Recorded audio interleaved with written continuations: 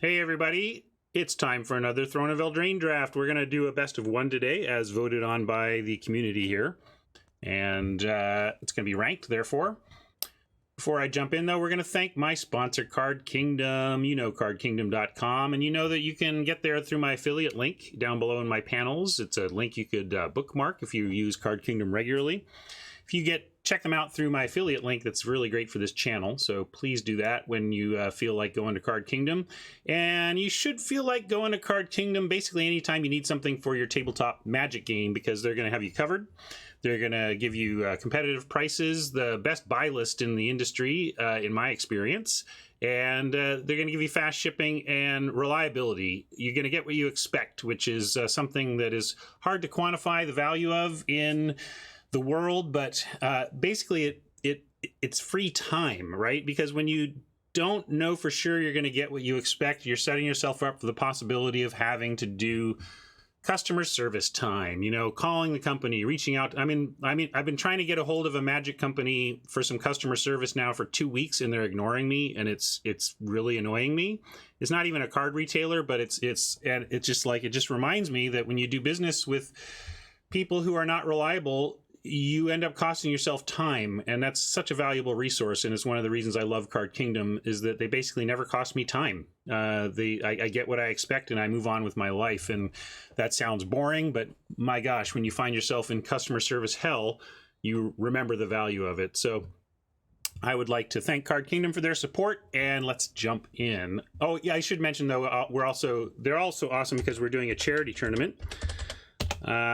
On Sunday, I'm going to battle with the 2 decks that we have submitted for a standard event and a kind of block modern. We kind of drafted sets to make a modern deck with, and we have a white-blue Super Friends deck for our modern deck and a just straightforward Simic Flash list for our standard. And if you want to contribute to that effort, you can click on that link and make a donation. Thank you so much to those who have donated. I should reach out to like each one individually and give a thanks in email or something, because it's truly appreciated. You don't have to throw money at this, but if you do, you're helping a great cause, and I'm really appreciative of that. So thanks a lot. Anyway, let's dive in now. Confirm this purchase. Get to draft view. All right. Oathsworn isn't like a super bomb, but it's good enough to take here. Savvy Hunter is excellent. 2 color though. Once in Future is excellent, but not worth any gems. I think the power level of the knight is high enough, and especially with the gem consideration, to be pretty much a no-brainer for the way that I approach drafting around here. And if you'll give me one moment here, I do feel like I need to continue to address the way I draft around here on this free-to-play account. There's a lot of different ways and approaches and goals you can have when drafting. One goal you can have when drafting is to win, to push your win percentage, your win EV, your expected value of win percentage, up as high as possible. That means, who cares about rarity? What's the best card for our deck? What's the best card for our long-term win percentage? Another way to approach it is to go pure gem EV, which is to say, my goal is not to win with as high win percentages as I can, but my goal is to leave these events with as much gems back as possible. And since I run this as a free-to-play limited account, that's where I lean. I'm not 100% pure in that way. You'll see me often forsaking a possible rare draft over and taking a card for a deck instead. Sometimes it's because I think the card for the deck actually beats out the rare in terms of expected value of gems. But sometimes it's just because I want to have fun today. This is such a perfect card for our deck. Let's take the perfect card, right?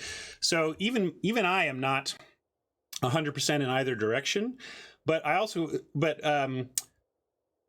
have a viewer who I'm very thankful continues to watch the videos anyway, who gets a little sad or disappointed that I rare draft for gems instead of being 100% oriented towards win EV.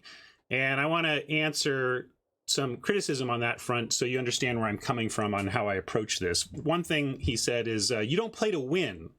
And, I get that I think it's a he. I get that he doesn't like that I often draft to maximize gem EV over win EV, but framing it as not playing to win is disingenuous.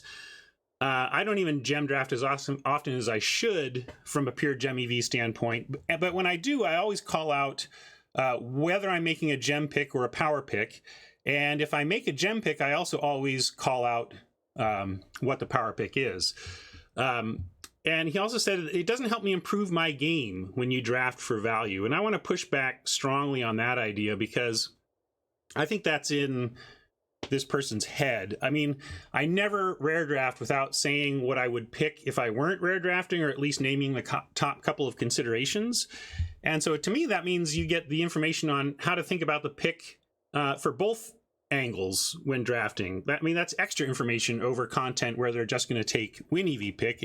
On my drafts, you get to see what I think the gem EV pick is and what the win EV pick is.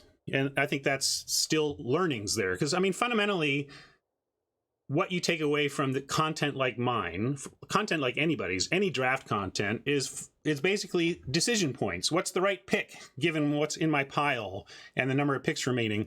What's the right build given the cards in my pool? What's the right play given the cards in my deck? You know, those questions and what you learn from them aren't really related to whether or not my deck is 100% oriented towards win EV, because those individual moments are all individual lessons. And it doesn't even matter how you got there. It matters that you're having an interesting discussion and taking an interesting look at a situation. It doesn't matter if my deck is its optimal state in terms of win. What matters is that we have these discussions around all the decisions we're making. So if you wanted to say, I'm just really curious to see what your win percentage and decks would look like if you were 100% win EV oriented. That I can't argue with. And that is just a difference in how I approach this. But I really wanted to push back against the notion that gem rare drafting somehow significantly or it all negatively affects the lesson impact, the takeaways that we can take from these experiences. So thank you for that, tolerating that aside. Now let's rare draft.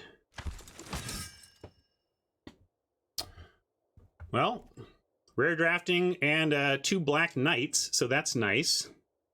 We're definitely going to do that again. This is an excellent card anyway. And it matches what we're doing. Hypnotic Sprite seems great to me. What else is going on here? So Tiny will probably wheel because for whatever reason the bots think this is garbage. I see what you did there, DC. But yeah, let's jump on board the Black Knight train. Here's a White Knight. I've had some success with Black-White Knight, but we also have Charmed Sleep as an excellent companion to a Black Beginning. This is interesting, though. Yeah, Carriage kind of goes in any deck. I suppose we should just take the Carriage. I'm attracted to the Venerable Knight because of the possibility, because we would start out on 3 Knights and could legit do the Knight thing.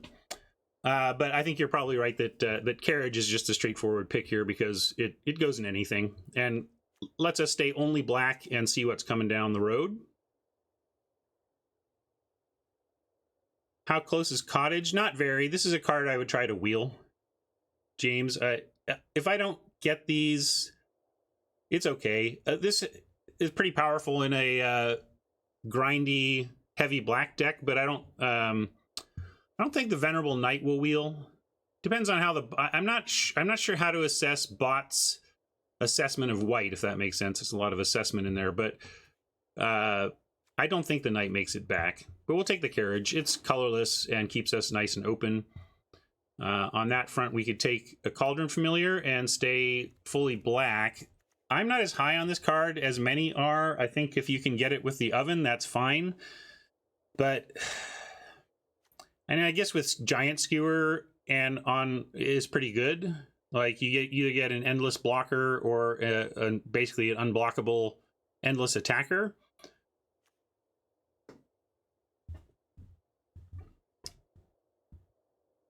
But Guide Mother is great, but we'll probably wheel. I kind of just want to take the Tome Raider, actually. I know I might pull this one, see where you guys are at. or the Ratter is interesting, but I don't think this is, as Luis said, this is really a blue-red card. But maybe we find enough card draw to somehow make this work. So this is an interesting one. Let's see where people are at on this. We got, I'm going to call it Cat for the Cauldron Familiar. Cat, Rat, Fae, and Mom.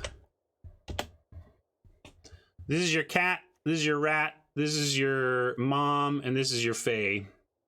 I didn't include Tree Folk. I didn't think it was the right pick here compared to those. But there's 4 legitimate. I think these 4 are all arguable. Thing is, Guide Mother tends to wheel like, you could almost take a Silver Flame Ritual. Although I suppose if you take Guide Mother, you're likely to wheel the Ritual or vice versa.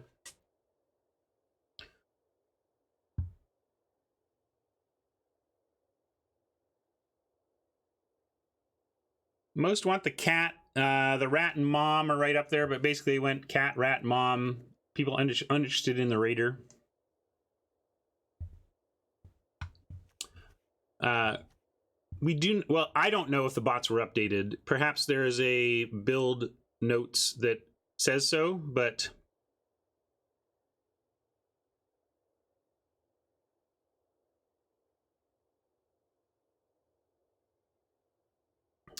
Silver Flame Ritual is strong in some situations, but really weak in others. If your creature count isn't high, or you're not going wide, or you're only doing this on a couple of creatures, it's not that great. But if you're aggro going wide-ish, it's pretty good. The thing is, you don't really want more than 1, maybe 2.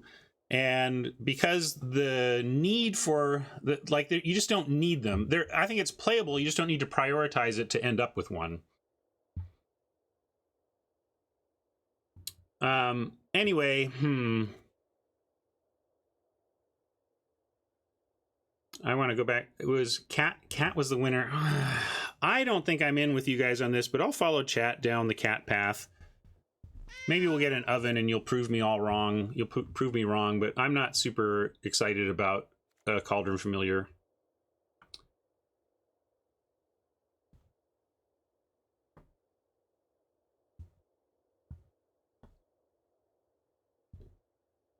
Here, suggestion at red cap, but I think we just take it Forever Young. I can get behind Forever Young here. It's so good in the meta that we want to grab that. We can take Silver Flame on the expectation that some of that white might wheel that we saw early. Opt is fine, but whatever. Carver could send us towards green-black, which is a very strong color consideration in the format, but Carver, not the best. Drawbridge is okay, but I'm not going to take Drawbridge just to stay monocolored or whatever else. I think it's Squire or Carver, depending on which direction you think we're most likely to land. I suppose we take Carver because even though white has increased in my estimation since the bot update and we've had some success with it, I still think green-black is a better place to land. So let's take Carver, and you don't have to stay with that. It's just the best card that was there. And here, this Guide Mother makes me think, no, let's bank back towards white-black aggro. See if we wheel that other mother. Oh, and here's, speaking of mothers. So let's take this mother, and maybe we wheel that other one, and end up pretty solidly kind of aggro white-black. Yeah, pick 8 Secret Keeper is no surprise, Plumerant. Basically, you get, if you want to go Secret Keepers, you get all of them. The question is, how many are in the 24 packs at the table? Fruit is an excellent wheel here. Was this the mother pack? No, that's the next one, isn't it? So I think we're gonna cut this and go ahead and lean in. Skewer goes with the familiar. Maybe it makes me want to play the familiar even through that. We did not wheel the other mother. I think that was this pack. Throw that in here, though.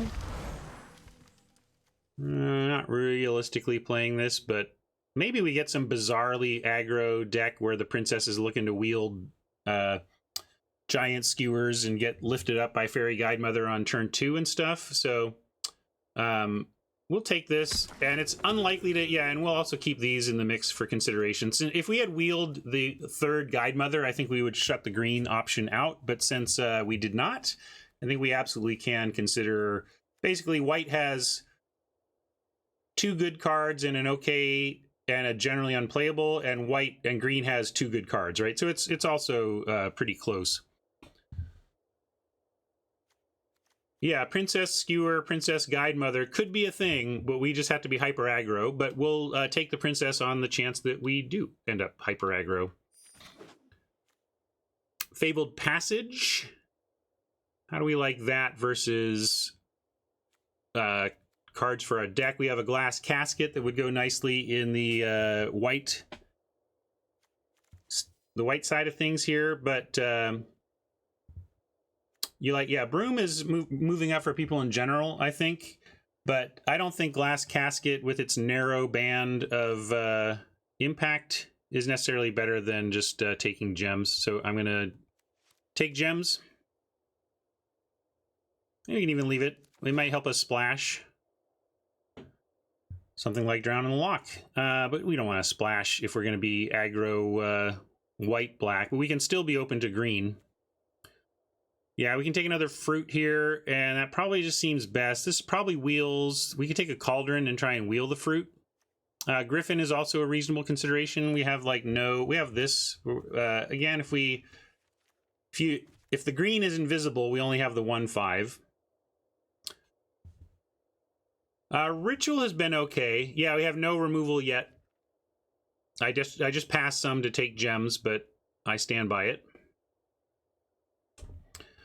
I think Funeral Wheels, but maybe the fruit does as well. If we're gonna be desperate for removal, let's just take the Cauldron and not the Funeral though. And I kind of like take Cauldron, wheel fruit or Griffin.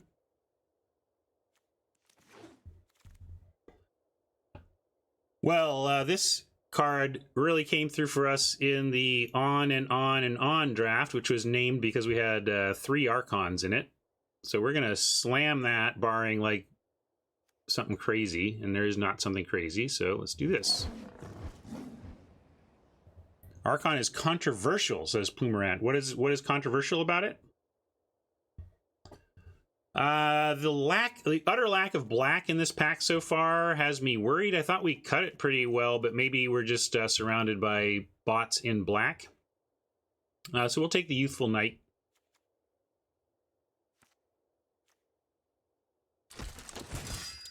Oh, I didn't mean to put it there, though.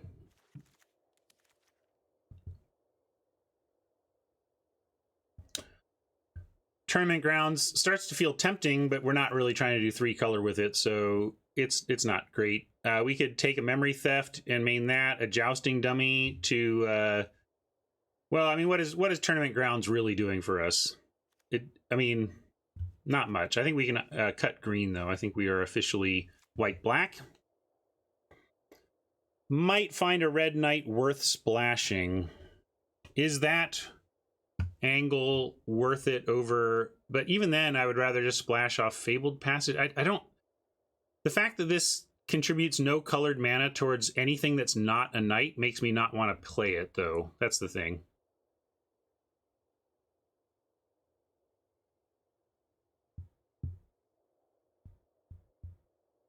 Yeah, those of you looking for Tournament Grounds, I just don't think it's a good limited card. You're just going to be staring at it when you need to cast your, you know, Fairy Guidemother or whatever, and being like, why did I play this card? So I think it's Dummy or Memory Theft, and we'll go with the Dummy in case we get a extra Knight payoffs or something. Here's another Dummy, a nice Foreboding Fruit, and a Giant Skewer, but we're going to take Flutterfox, solid 2-drop, and with the Carriage and the Cauldron and maybe the Skewer, we are likely to be achieving liftoff pretty consistently. Making some food tokens will do that as well. Outflank is more appealing to me here than Forever Young to get some removal going. So we're going to take Outflank. Also, it's as a 1-drop removal spell, it fits very nicely in an aggro approach. You want to be curving out and finding some little window to sneak in an extra 1 mana for an Outflank. Here we have another Cauldron Familiar or a Smitten Swordmaster who has the Knight contingency here to be relevant. Let's see, we've got 1... Oh, that's not a Knight. Sorry, 1, 2, 3, maybe 4, but that's it. Only 4. So maybe just Cauldron Familiar. Yeah, but we don't have the oven yet. And like I said, I'm not even too high on this card without serious combos. The thing is, we could take a second familiar and like look for a second skewer, and then it starts to be interesting. Of course, skewer goes well on the Swordmaster as well. So yeah, let's do that. Memory Theft, we'll leave it in the main for now and see. All this stuff came back. We got 4 out of these 5 cards could make our deck. Fruit has been wheeling pretty consistently. And Fruit is not a very aggro play, but we do have a lot going on here, and reloading with Fruit when you've got a board presence, and if we find, you know... Yeah, I think we go Fruit here as well. Cottage is also interesting, but let's load up on Fruit for the road. Oh, wow. Youthful Knight wheels. That's great. Youthful Knight now makes me more interested in things like Squire and other things that represent, like another Youthful Knight goes well with Outflank because you don't need, like if you're attacking with a Youthful Knight and you have 2 attackers and or you have 2 creatures and they have a 4 toughness thing, you can outflank the 4 toughness to bring it down to 2, and then the Youthful Knight finishes it off. So let's take that. Nothing relevant here. All right, we're looking good, and we're not even to pack 3 yet. So I think this is going to be a pretty cool looking aggro deck when we get finished.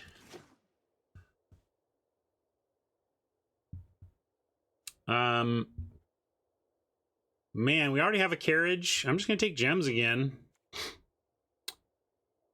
Like, I would be willing to play it, like, if there were a bacon to a pie here, I think I would take it just because I really want some good removal for this deck, or if there was a really sweet black-white knight uncommon or whatever, we'd take it, but there's nothing super, the opportunity cost here is pretty low.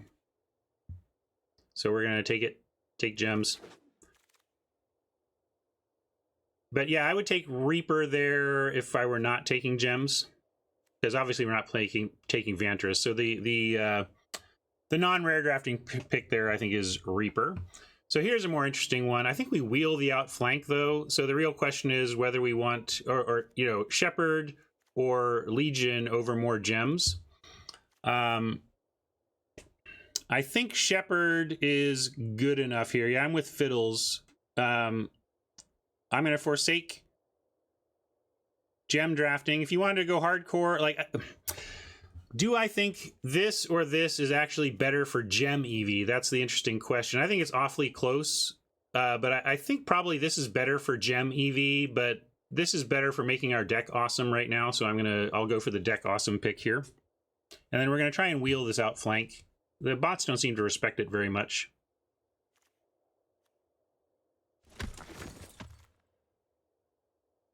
Wow, another Venerable Knight, but it also comes with a Silver Flame Squire, which we like with the combat trick, and a Trapped in the Tower. I guess we have to take Trapped in the Tower. It's a solid removal. I just love the idea of adding a Knight to our curve out. We've passed a couple of these, and this is getting really dense, like down at the low end. All right, Rapunzel. Lock yourself up. Flutterfox goes along nicely with the Trapped in the Tower as well. So we're going to take that here. Man, we have a low-down aggro deck brewing. I like it. And we could take Scaldron. Scaldron for some more removal. I think we're going to wheel another outflank, though. It kind of just makes me want to take the Swordmaster over more clunky removal. So let's keep our lowdown Knight plan. Tempting Witch is somewhat tempting because she can chuck apples to close out a game, but I think we just want the Squire here. I think this fits nicely with what we're doing.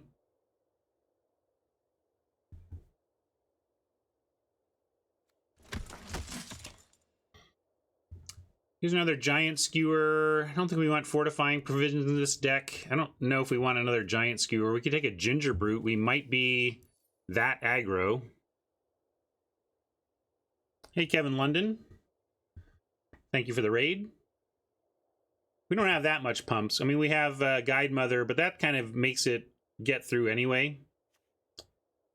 I guess given that the opportunity cost for the Ginger Brute is just another Giant Skewer, and I don't know if we want... I don't think we want two, so I'll take the Brute. It's possible. Yeah, Skewer on Ginger Brute is solid. It's expensive, though. Let's not forget the 3 equip cost on this thing.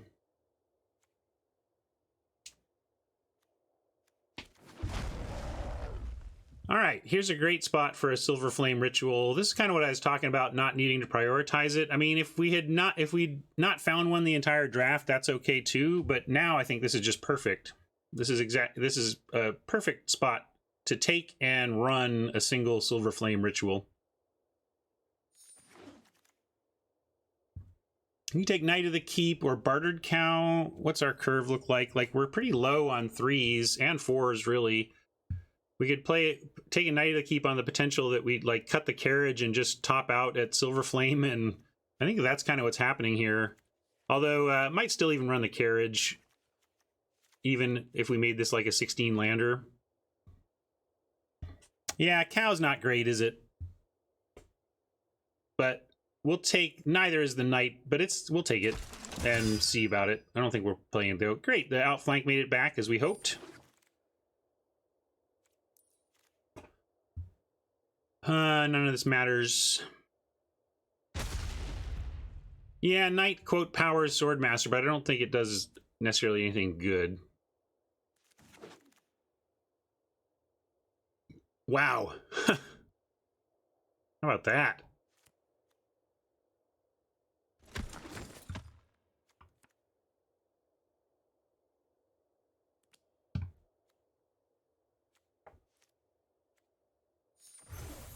Uh, 20 gems on the grind today. I'm going to start my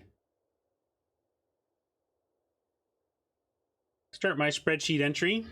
Those of you who don't know what I'm talking about, I track my results here in the spreadsheet so that I get to judge my progress and not worry about WotC's rank system and what that means to my quality as a player. But let's see, we've got... Ooh, no. This, we're going to be probably white, black, or black, white. It looks pretty even, so I'll go white, black. Oops. Yeah, that Innkeeper was bizarrely late.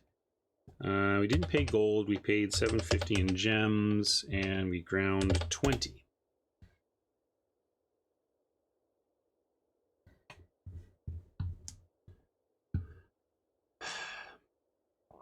It's not that we're too aggro for Cottage or Grange. I think we're too split for Cottage. It's a combination of being too split and too aggro, and I'd rather have the Fabled Passage as the ETB tapped land that we run. Oh yeah. Well, I wasn't updating that stuff, but I can do that now.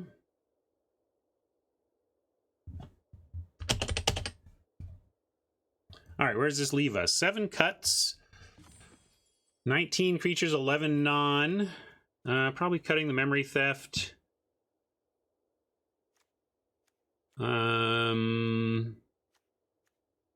Jousting Dummy, probably not good enough here.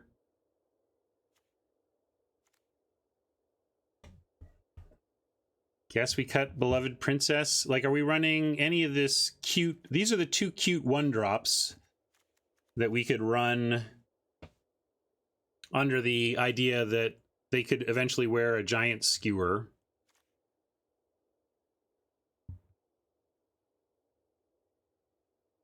Yeah, that's another great point from Resonator. We don't really have... Oh yeah, sure. Cauldron Familiar is also in our cute 1-drops, although it wears the...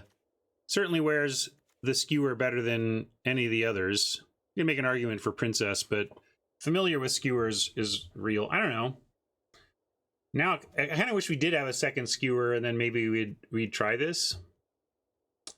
Food production is basically the foreboding fruits and nothing else, question mark? Yeah, and the ginger brute itself. That's exactly the discussion, Krauser. Are we keeping Princess in? I think she's probably the worst of these. Especially because lifelink ostensibly shouldn't matter to us that much. We're beat down.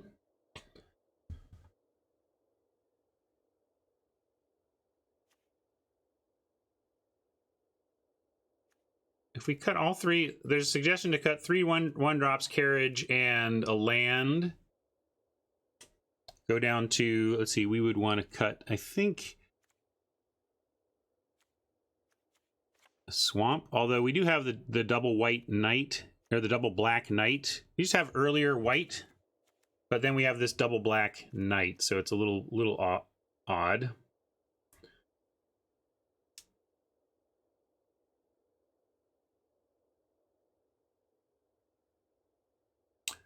Well, let's see. The fox flies with skewer, cauldron, and tower with this build.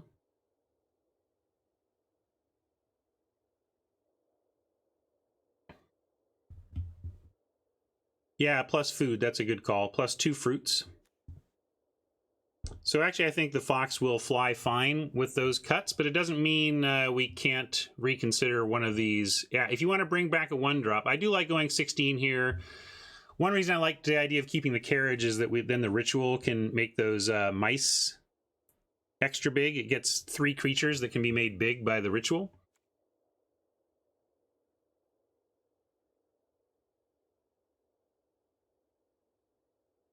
You like the common lands, you like this. And we only have 1 of each. Shouldn't we play 1 or 2? I don't know. It's risky.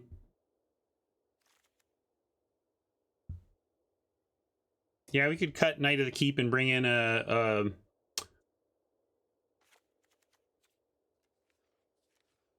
cookie.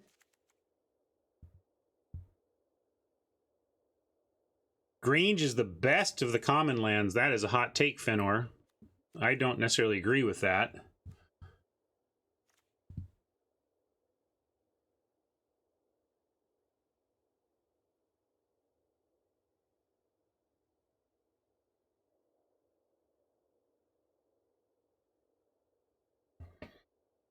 Yeah, we cut carriage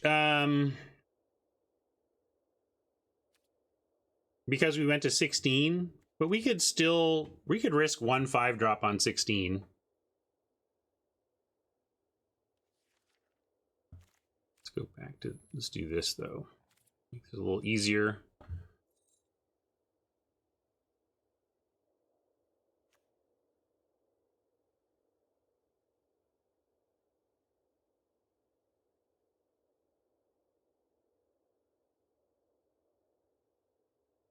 Black is the second worst. I don't know about that.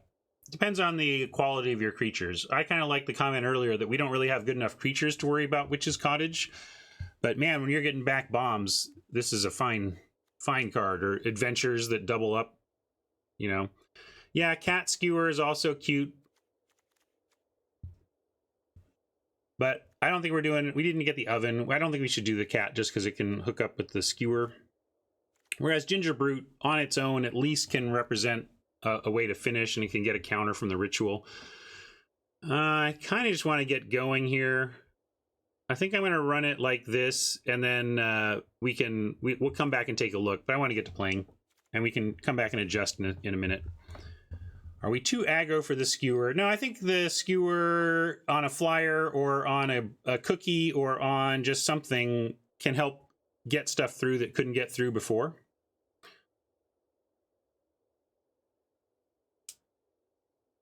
Let's see. So what are we calling this? I don't know. Give me a good name. Can't be too revealing. So we got a lot of knights, but careful of knight puns or they're too revealing. Yeah, we're not, this is not really, I only want to call something food fight if we have a lot of those witches. Too cute is good. We'll go with too cute because we cut the princess and the cat because they were too cute. Literally and figuratively. Aw, aw, she's adorable. Yeah, you're benched. I like it.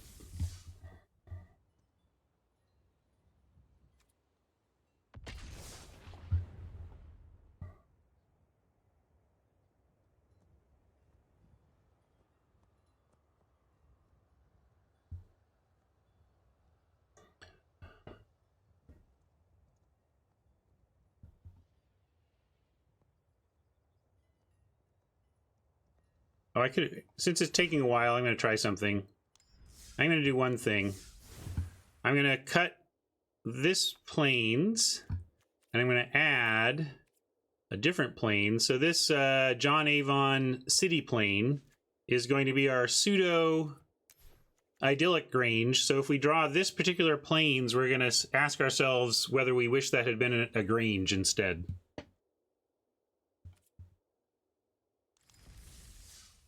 Now, that kind of data point does not tell the whole story, of course, but it's something I like to do to further produce scenarios for us to think about.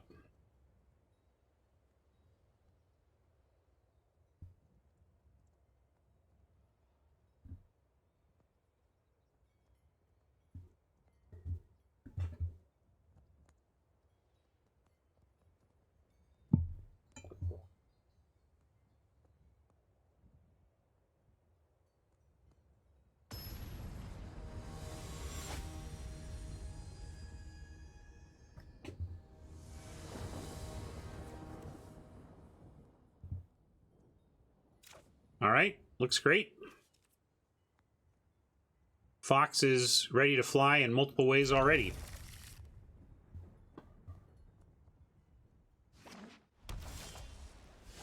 Wow, multiple ways. Let's start on Gingerbrute.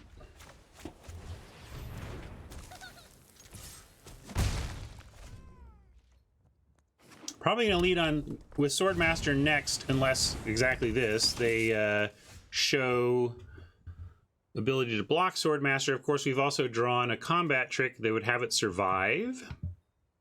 So I'm going to leave the Gingerbrute back. I'm going to run out the Swordmaster. And then we have lots of options for next turn. Oh yeah, I'll change the scene. Thank you. Get out of your way a little bit. Fire off the old Card Kingdom logo again. Thank you, Card Kingdom. I could have offered a trade there, too. That actually wouldn't have been the worst, but I do think we want to try and leverage the Gingerbrute for later, although using the Gingerbrute's removal for one of their blockers would have been fine. I probably should have just offered it. Swordmaster over Fox because I like to get the Lifelinker going sooner than later, and Lifelinker plus the Silver Flame, the On Alert, is going to be great. So that's why I chose that. The Fox will fly when we eventually play it, but the Lifelinker is better with the trick and better to get going early there. I could still make this offer, looks like. You know what? I take it. I accept for your trick or for your squire.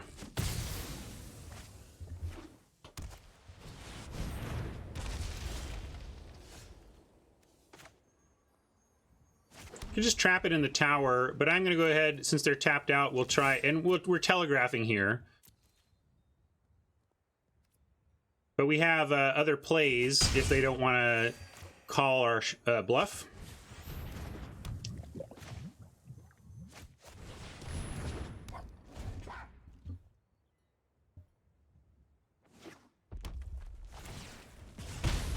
Knight incoming.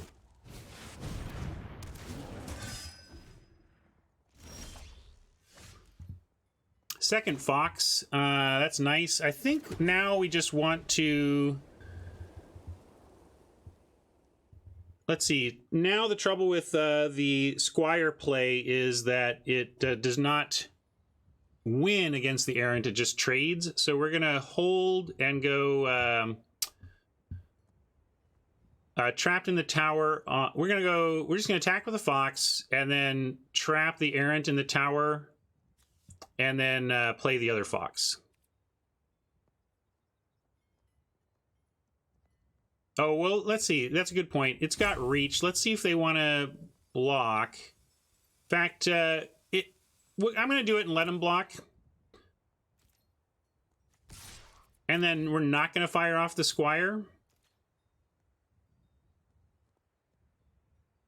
And that may even lure them into thinking that we don't have any, like, I just want to use all our mana here, is the thing. And they might see this. They might not block anyway because we can Cauldron the Trebuchet, but of course we could Cauldron the Trebuchet anyway. Yeah, so they didn't block. And that's fine. We're going to go Fox. Trap this Ogre in the tower. And then... have Squire and Cauldron at the ready for next turn. Thanks, Pirate. We'll see you. All right, they have 4 cards. They didn't play a land, so we can expect that these are all spells. If it's white-red knights, we can also expect that it's pretty low down. So I am not expecting that what's happening here is that they have 4 mana and 4 5-drops in hand. So we should be expecting tricks from them, but we have tricks of our own, so we're going to risk it. I might just attack with the Flutter Foxes, though. No, I think we should just go for it.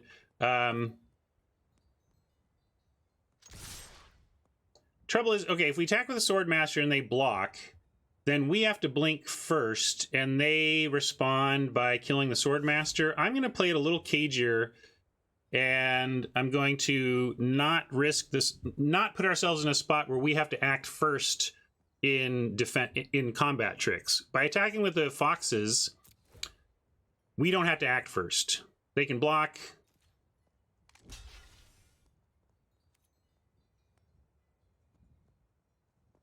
And we're going to let them do something here.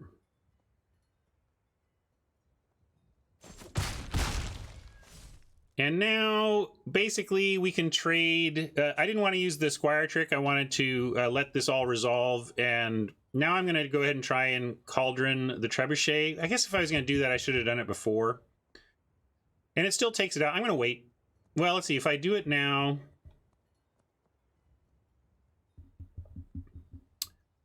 I can... I guess if I was going to attack that way, I could have just done the Cauldron first. But then I bet they just save it. It feels like they have it. If we let them go to their turn, we take another point of damage. But I think it's worth it. We'll take another point of damage to have it up for their turn. Why dump removal? Because our ability to win the race is somewhat being affected by the Trebuchet being able to block and, you know, and ouch. Aha.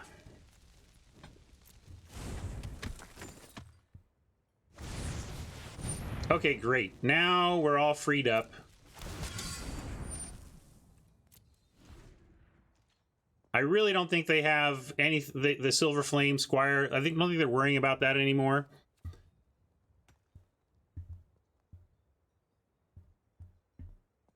So I think we go for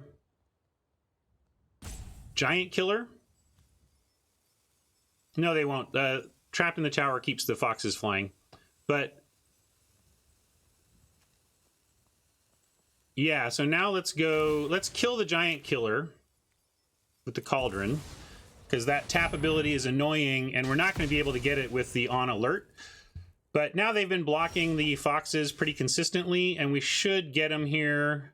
I'm just going to send in everything, and we'll take a Swordmaster for Knight trade, but we're really trying to take out the Trebuchet here.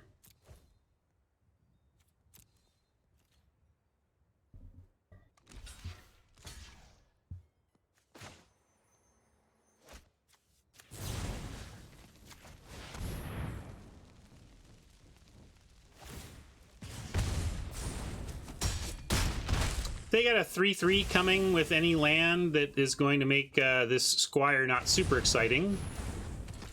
But maybe these foxes will get it done before the end.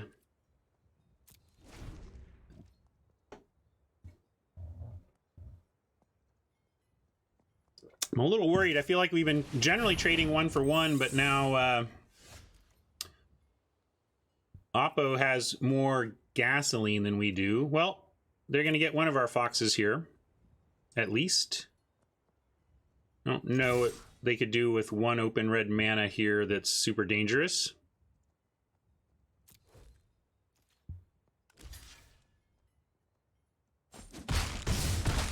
Holding the swamp looks a little bit threatening, and if we drew another land this turn, we would play a land and be holding another one. If we draw a spell like this, we just get to do this anyway.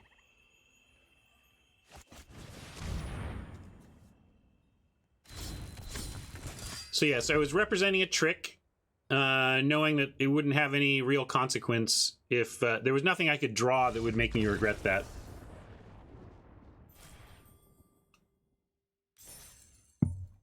All right, apparently the foxes get there.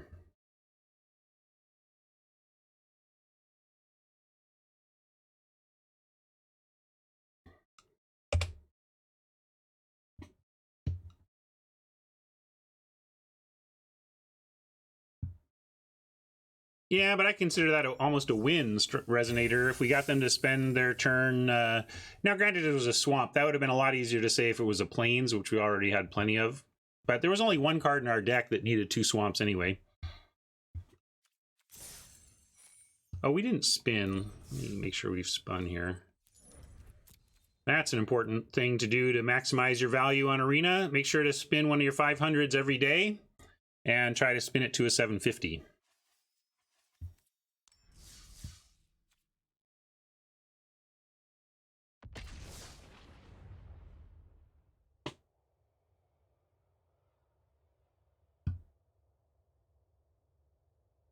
I mean, that you're naming the risk, Resonator, but again, it was that knight was literally the only card in the deck that could have possibly punished us for holding it, and it would need the opponent to make us discard it and for us to draw that.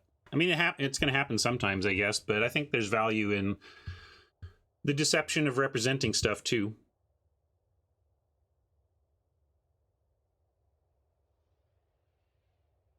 Yeah, so I guess, but Resonator's point hat is that I did potentially cut off plays by not dropping the land if I got the card discarded. I try to, Bull Soldier, who asks, do you still leave 1 500 quest unfinished every day in case tomorrow's is a 750? On a day where I am playing on the free-to-play account to grind gold and not play limited, yes. When I play limited, I am a slave to the limited considerations, and I don't worry about the quests. We'll keep this.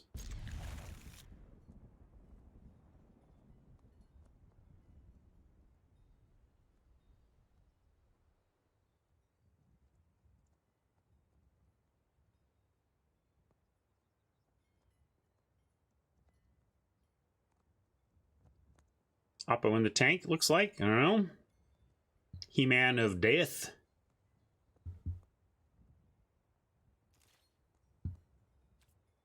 Oops, let's go. It doesn't really matter. We don't have any spells on 2 that change which order this should happen in. All right, now pretty easy, youthful knight here. Next turn we can Silver Flame Squat. We can do the on alert for some good value.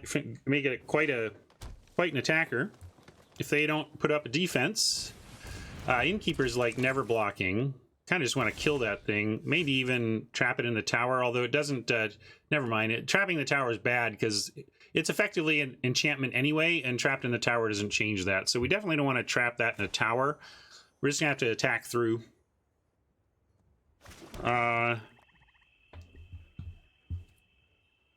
No other knights in hand, so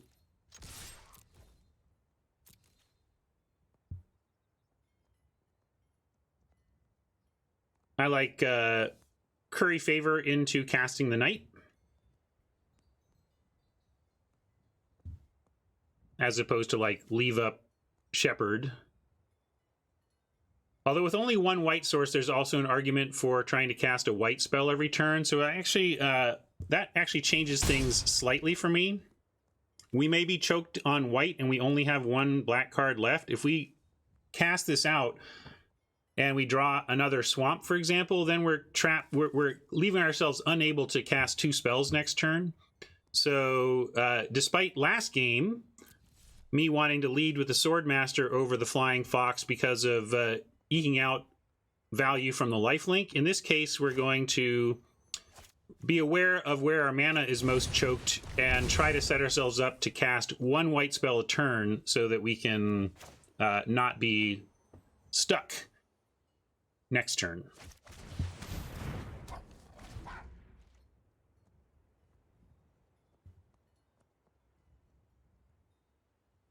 Also, again, I don't think they're blocking with their Innkeeper, but Flare Fox does attack through an Innkeeper with no chance of block.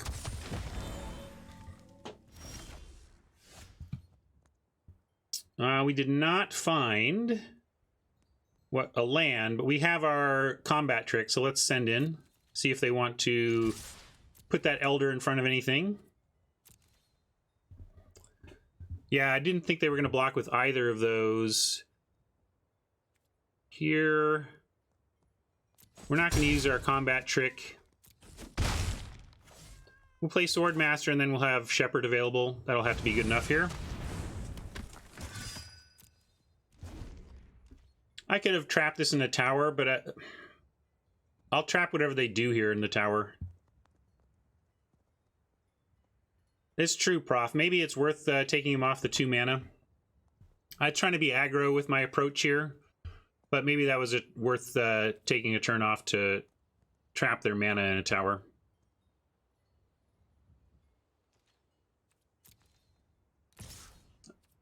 All right. Well, what do you say we make him have something? And then if we want to, we can save our Swordmaster. Or we can trade our Swordmaster for that. That seems great.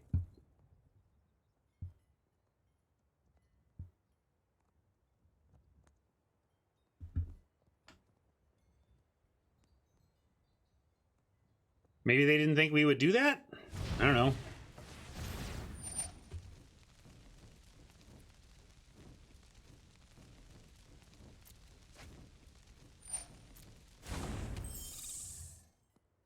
And they left Guide Mother value on the table. Maybe another adventure.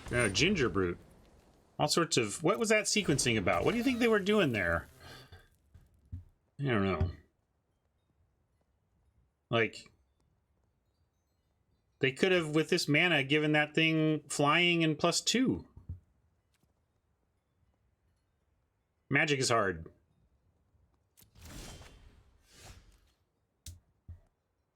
Yeah, it could be they thought that was a combat trick. All right, we found some land. It's the one we wanted.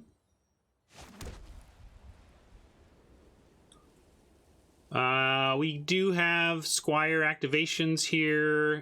Do we want to trap anything into the tower? I don't think so. Let's send in, see if they want to try and double block the Fox, and if so, we really punish them for that. And may go ahead and cycle for the Swordmaster if nothing happens here, if they don't block anything. Because if they just take this, then what are we doing after combat? Are we trapping something in a tower? I don't want to trap any of these in a tower. We're gonna play the Squire for no value? That doesn't seem right. Maybe we just pass with, since On Alert untaps your creature, we could actually do some D. Well, if they have Outflank, the Squire's gonna punish them for that.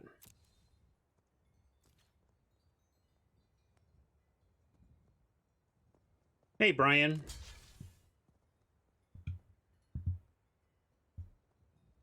Yeah, looks like maybe they will. Let's see what they want to do. Oh, Oppo. I'm sorry.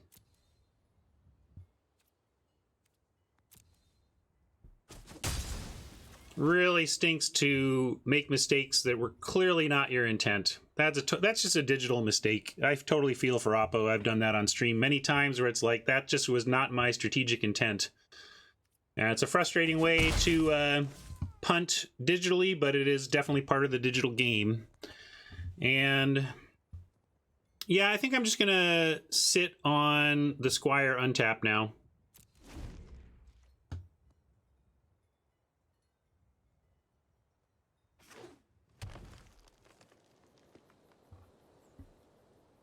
Yeah, Bruce, I'm actually salute to Oppo for not just shame scooping. And this is great. They're gonna get aggro, but we're gonna say hello.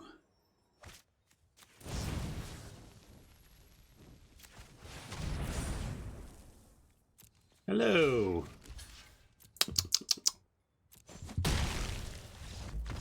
There's the scoop.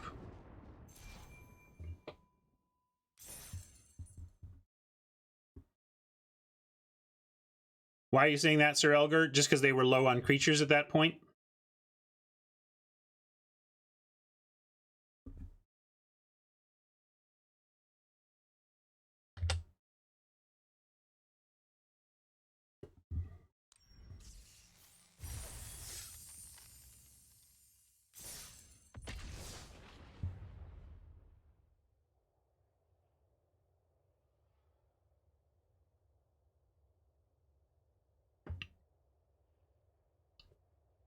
Yeah, that was not a worst case scenario for the ritual, but it was pretty weak.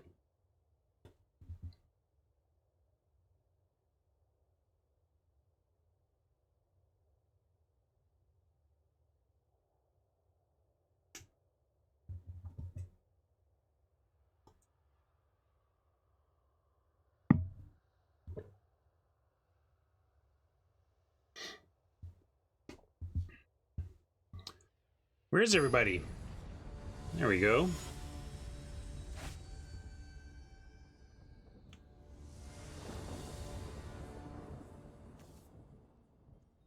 We don't have any of our sweet 2-drop attackers, but Oppo's going first. We have a couple shots at drawing one, and so we're going to keep this. Worst case, we're oath swearing on 3. But in a deck like ours that has icicles at 2, you really want to see a 2-drop creature. But it also means we have a lot of draws to them.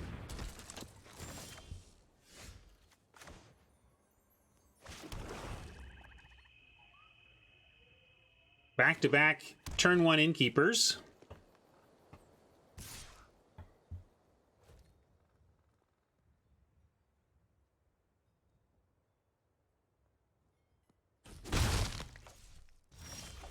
Hey, we found one. Excellent.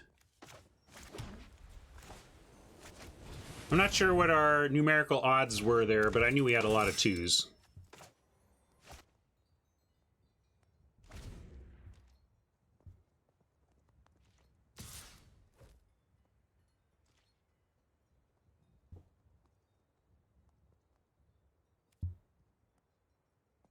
Huh.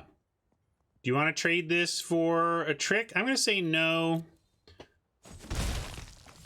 With the outflank, ooh, double outflank. I'm gonna. Seems like they're announcing that they have the +3/+3 trick with that attack, and we'll just keep that in mind. But effectively, I think we're playing around +3/+3, and we'll probably find out here because if they attack into this, we'll go ahead and block. Worst case is we lose a counter off the knight. That doesn't seem too bad. Or +2/+2. What's the plus? Oh yeah, the Carver. Could be Carver. But there you go. And then they're not attacking. We have outflank ready. We have... This turn we're likely to outflank and then fruit. But I think given their lack of mana, what's going to happen here is we're going to... Oppo's going to block. Go for the pump. We're going to outflank in response, and they're going to scoop. No? They're not. They don't want to do that. All right.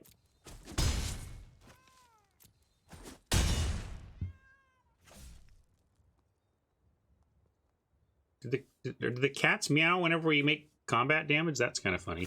All right, we're going to do this.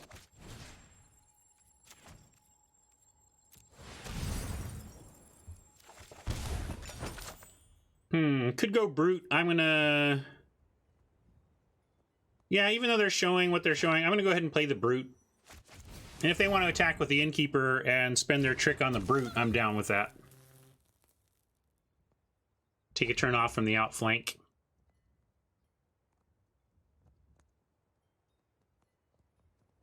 Our oppos have not been the luckiest.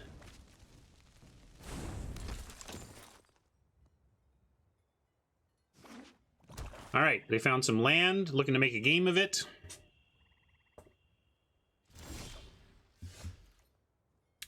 Have not seen any reports of a new bot, but I don't know for sure. Let's see, we can just pay one, and then the brute gets through for sure, and then we still have fruit plus outflank after that. So I'm going to pay that, although let's pay it with white.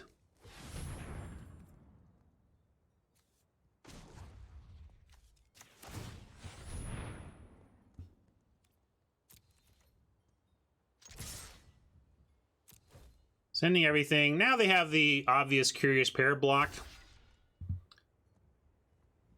but we'll take it.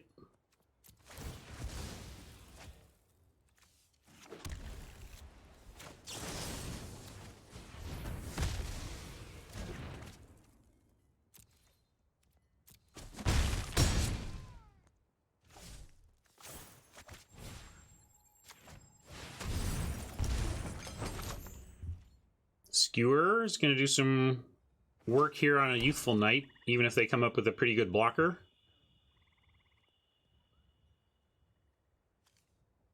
Does this work? Let's see.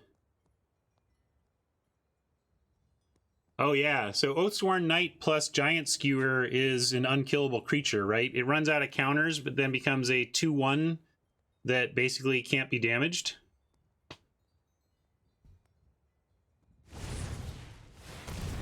Ah, they did have the Carver. Those of you calling for the possible +2/+2 were correct. It doesn't work? Oh, did I misread it? Oh, while it has. Sorry, I just misread it. So that trick doesn't work. It's that's an old school phantom creature trick from the Odyssey block days. Yeah, we can throw the skewer on our friend. Let's see if we can just win here, right? If we go... I guess we can't straight up win because we can't kill both creatures. So we'll go ahead and drop the skewer and equip it. And the trouble is that doesn't leave us outflank. I don't think it matters. We don't even need outflank. Everything we have wins everything, so that consideration isn't as important here.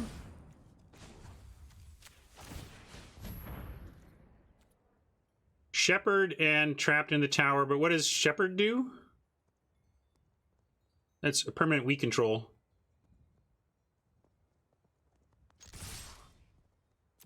But this leaves them no good blocks.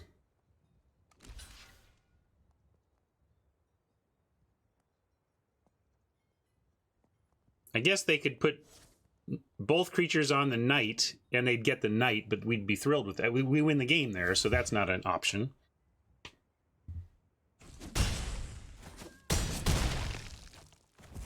Yeah, your brain's in the right place. I don't read cards either.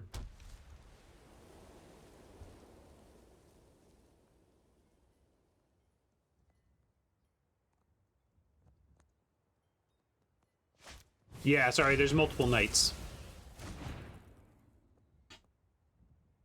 I need to be more specific.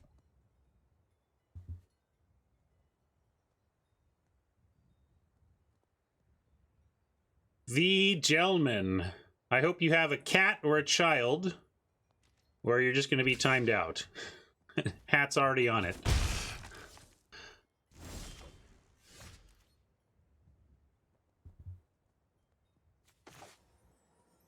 All well and good, Oppo, but I think you're just dead here. Let's see. Both of these creatures are lethal. Equipping the skewer doesn't even really change anything. Let's just send in.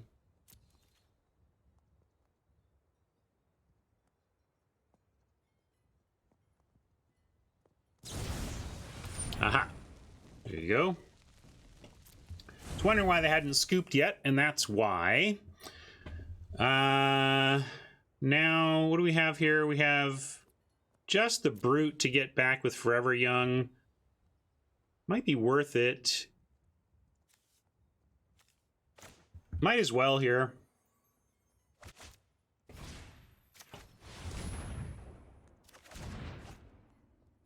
Oh, well, we're post-combat. We were going to attacks, and then and maybe I should have added, like, if I thought it through, I could have added the Ginger Brute, and it would have been all lethal. So we did have lethal there if I had thought through that Tactician might be a thing.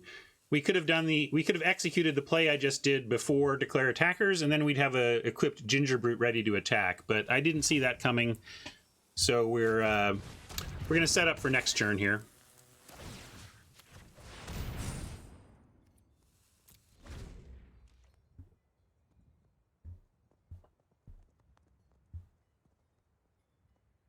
We did, Robert. We got 7 wins yesterday. I see what you did there, Nick.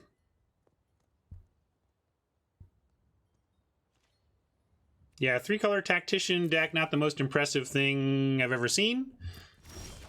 But let's keep trying to get him dead. Do we trap that thing in the tower? I can't bring myself to do it. I'm going to keep pressing the advantage we appear to have. Actually, didn't make the Ginger Brute unblockable, so I went into full control so I could do it here.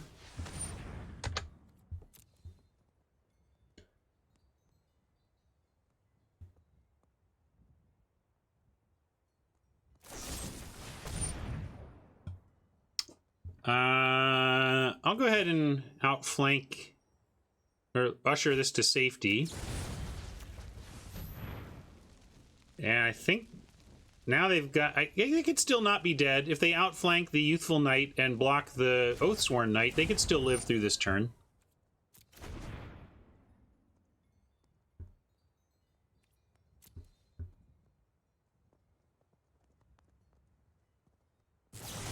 Yep, there's the outflank. So I decided not to trap this into the tower, figuring that we were probably still lethal. It looks like they are managing somehow.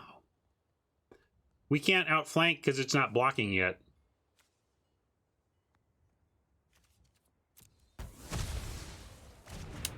I still think we're in fine position, but this is the second turn in a row where if we had been clairvoyant, we could have had a winning line. In this case, I saw it and just decided not to risk it. I didn't think it was necessary. That if they had, like, now we have the tower for anything they follow up with, like this or whatever. They can't really follow up with this right now, but we get Ginger Brute, we get Shepherd, and we get to re-equip the Skewer. So beat that Oppo.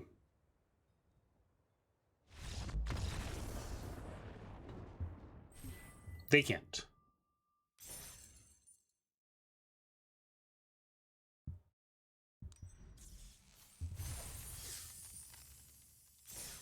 All right, we're 3 wins in, no losses yet. Do you want to revisit the deck at all? How do we feel like it's doing? Let's take a quick look. Remember what we were considering as our options.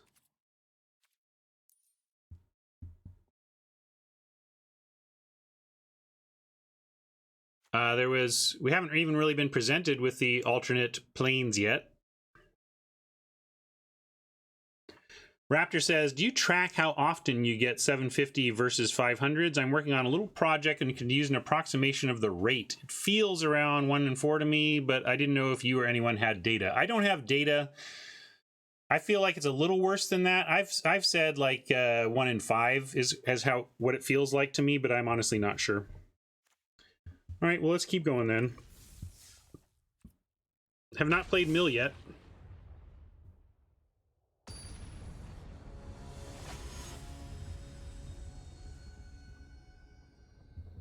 But we got a killer mill deck yesterday, so only if it literally was updated today.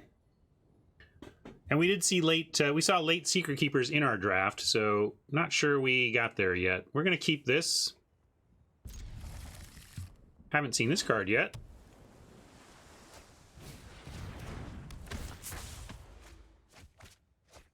Speaking of mill, oh, there's another card we haven't seen much of, the Archon.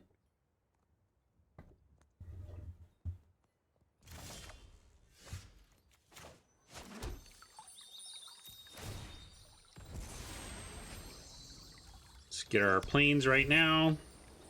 Let's see, Swordmaster or Squire. We're going to go Squire, or sorry, Youthful Knight, because it attacks into the Apprentice successfully. Whoa, Rosethorn Acolyte doing its thing, actually, for value. Glad we have Forever Young in our hand. That gives us a sporting chance here.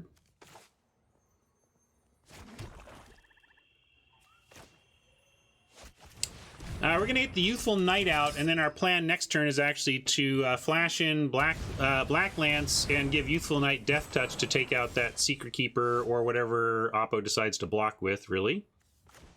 Yeah,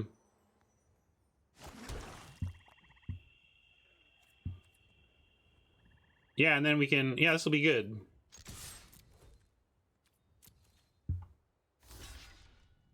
Perfect. That was what I was hoping you would do.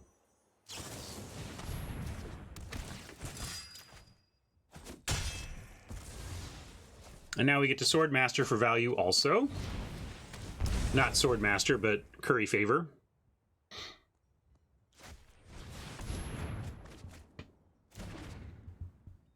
That's a brutal result, but they did have to take a turn off basically to do that. Just got to keep an eye on our library and be ready with our Forever Young. Try to get there on the strength of that card. We have an Oathsworn Knight that we could play here, but it precludes all other plays. Let's send in... It still might be our play.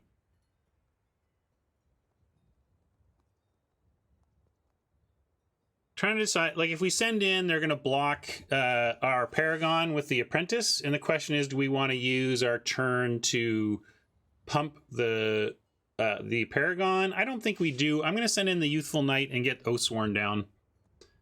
Yeah, we could get it back later, that's true. It just becomes part of that. And then Oathsworn has one less chump to face. Yeah, we can offer it. I changed my mind, you're right. Let's go ahead and offer it, given the Forever Young. And especially, I do like getting this Oathsworn Knight down on a less crowded battlefield, and then we can do more with it next turn.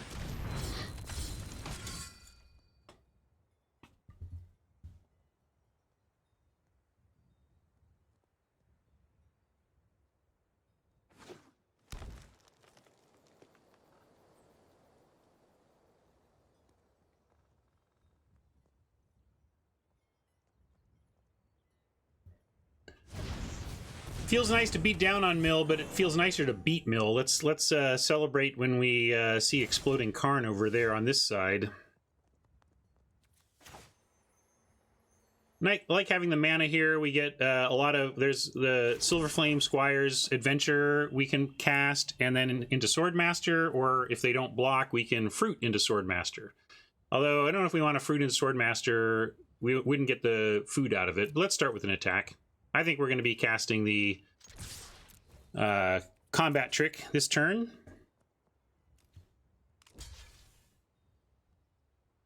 Yeah, that's a good point. They didn't put down the Keeper, so it suggests they might have something here. It might even be didn't say please, and I actually wouldn't mind that because we could follow with a Forever Young if they didn't say please. Although let's do this carefully and do it like this. Might get blown out here, but it's actually not the worst in terms of our end goals.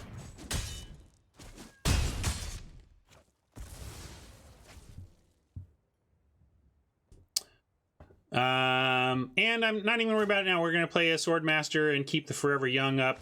At 14, I think we're safe from the Luis play of they mill us out in one big turn before we can Forever Young. But we really want to Forever Young next turn.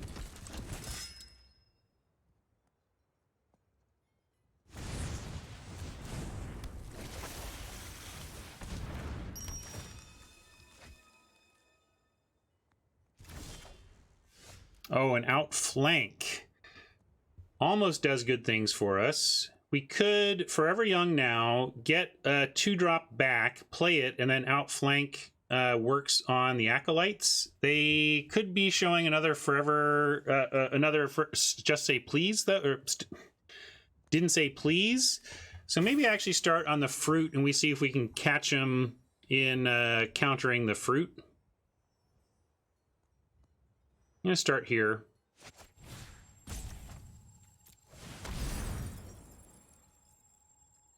No, they do. They have 2 active Rose Thorns. They definitely have the mana for Didn't Say Please.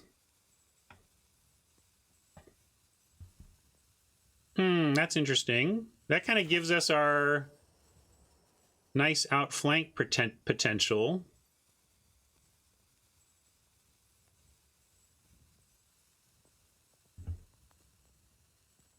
But then it looks weird if we don't attack with it.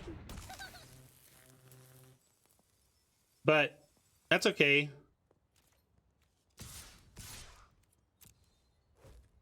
We're telegraphing outflank, but it doesn't make their blocks good.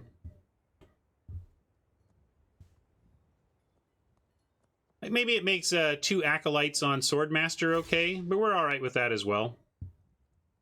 And if they don't want to force us into the outflank usage, I'll take this.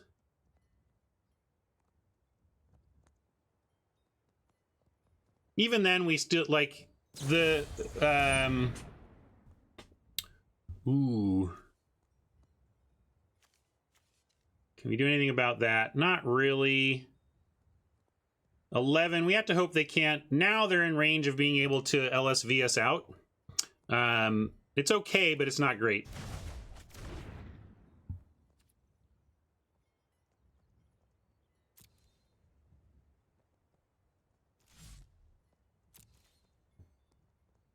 Skewer on Gingerbrute might just get us there if we can restock with Forever Young.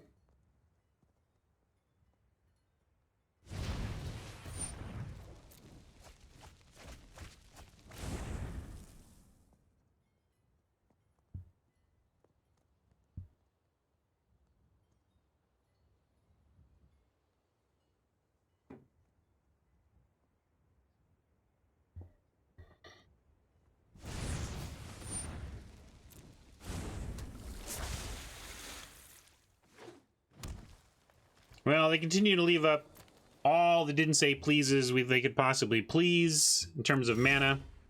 Oh yeah, we have to risk it now. We're at 6 cards. Nothing to do but try. Although we can start on Oathsworn. See if they want to do anything about that. And then have Forever Young plus Outflank. I'm going to try this. See if they want to. Okay, well, they paused, so although they have the egg, so there's no telling. It doesn't necessarily mean anything, but now we just have to try it. Let's find out what our fate is. And obviously, we just want everything.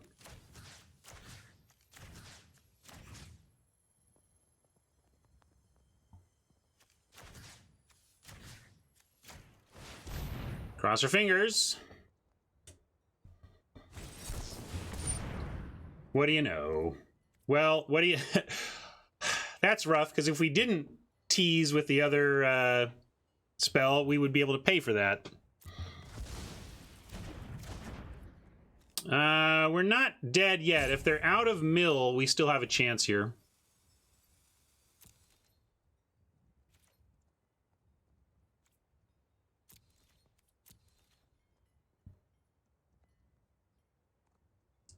I know you're making a joke on the name of the deck, Wiggle, but I mean, that wasn't too cute. We were playing around the more likely spell.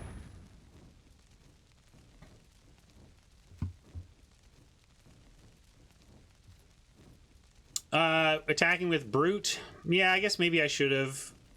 That was a mistake. I was somehow just thinking about the outflank, but should have just made it unblockable, yeah.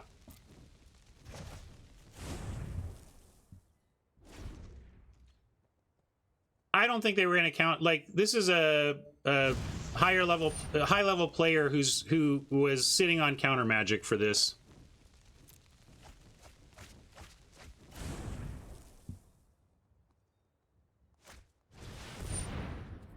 Now we're kind of dead. Oh, that's an interesting choice.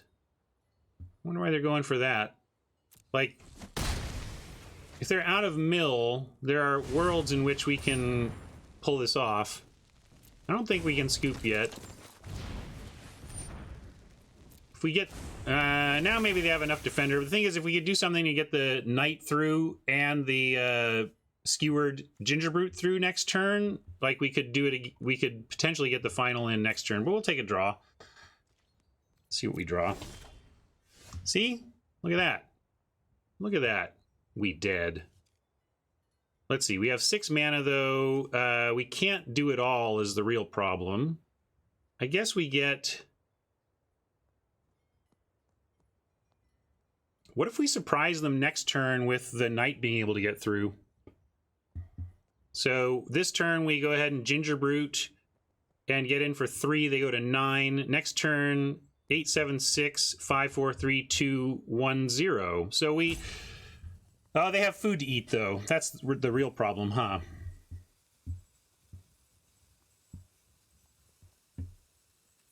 All right, so then we do it this way.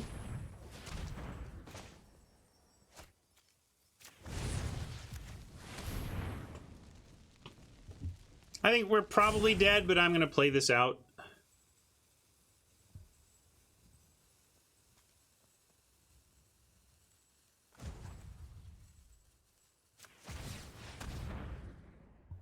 We only have 1 card left in our library. I should check what it is, too.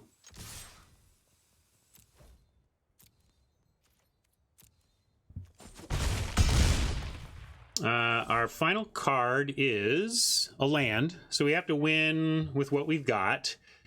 And Guide Mother and Skewer maybe helps us get there? We'll see. This is what we got.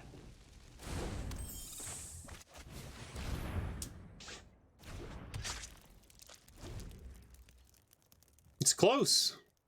Really. I think we still lose. They just have to eat their food. But we made it close.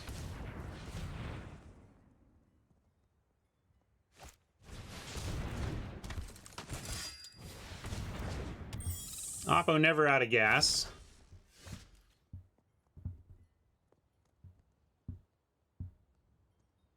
And I think that's where we are donezo.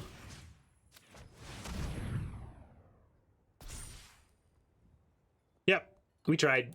It was close.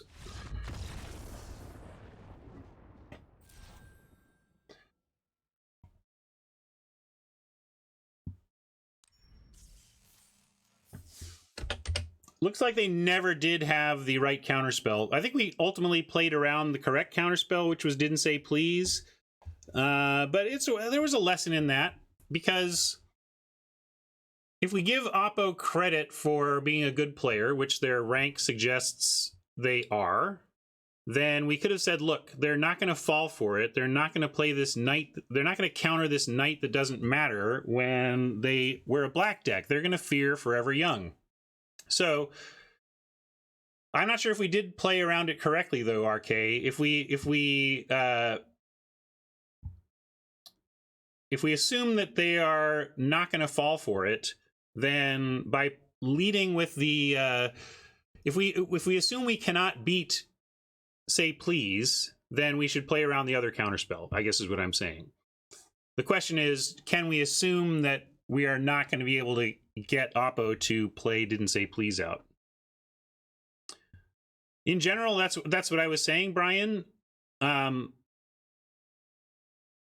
if you think there is 0 chance that they counter something other than your Forever Young, then the real thing to play around is the uncommon one.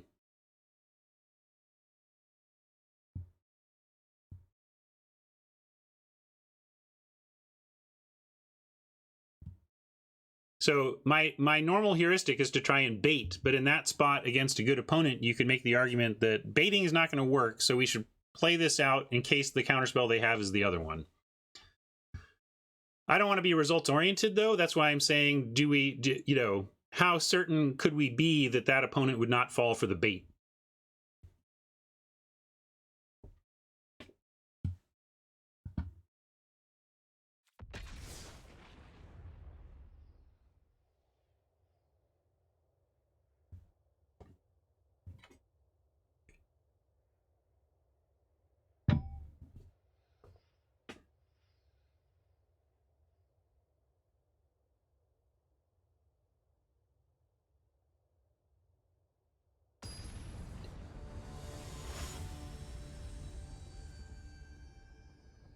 Yeah, it's too bad. If we had if we played around the other one, I think we would have won that game, but we didn't.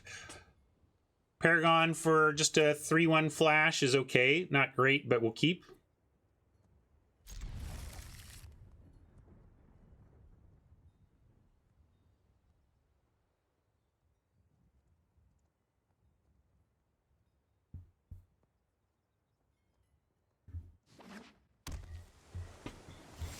Uh-oh. Well, they didn't literally mill us on turn 1, so there's that.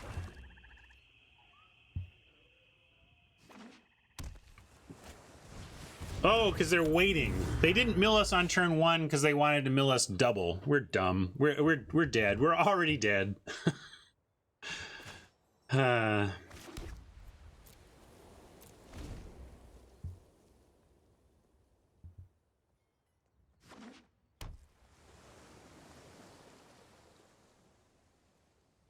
Here it comes. Good job, bots.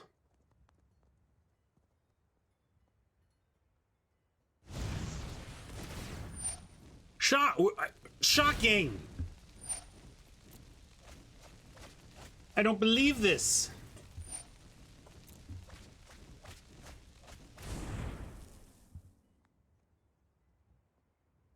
Yeah, at least we have Forever Young in hand, they said last game against Mill.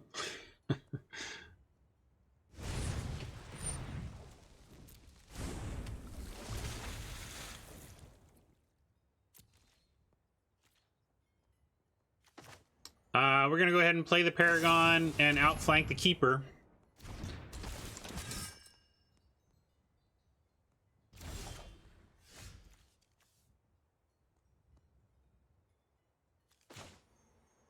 Go like this.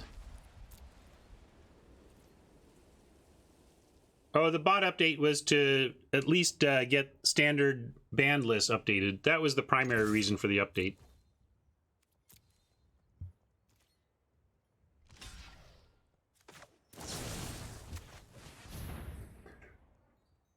Wow, a pause. What might they have? Opt? What's going on here? So tiny. My life. Thanks, Watsy. Nice bots. I'm sure they got so tiny 14th.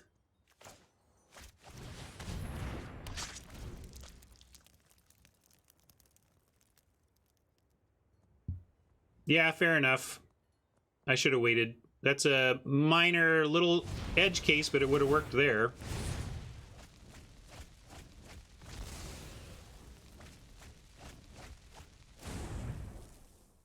And we're up against number 67.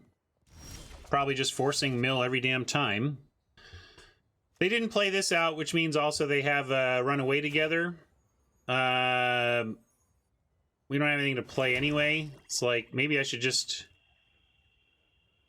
1, 2, 3, 4, 5, 6, 7. We can get 7 creatures back off Forever Young. But... it still feels too early. Well, 13.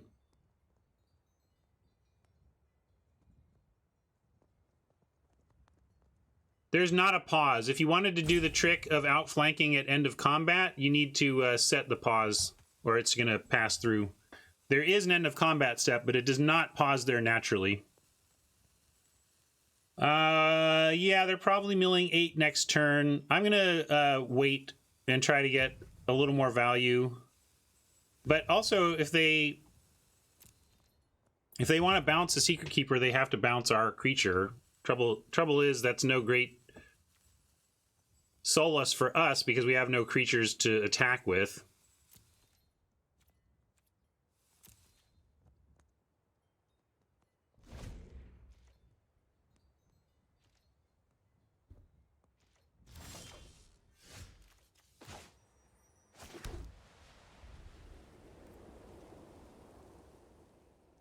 Rough. From 3-0 to 3-2, it looks like. I mean, there's nothing relevant for us to do here. We could Forever Young now, but I'm going to take it one more turn. They're a little choked on mana.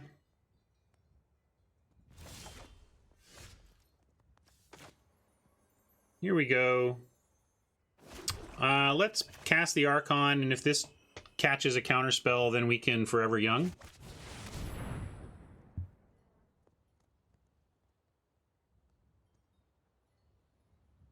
They're thinking about it.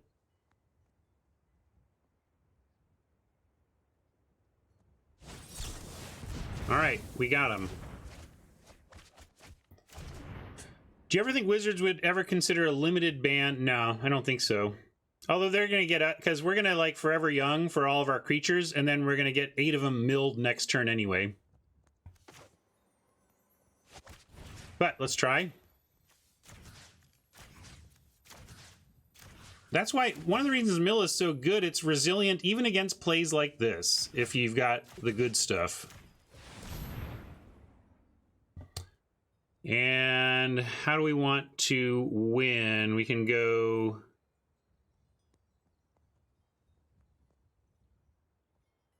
probably want the Archon back towards the top and the Guide Mother. Give me a break.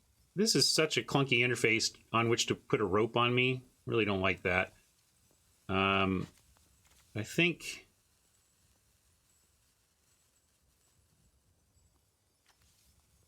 kind of want the flying stuff most of all.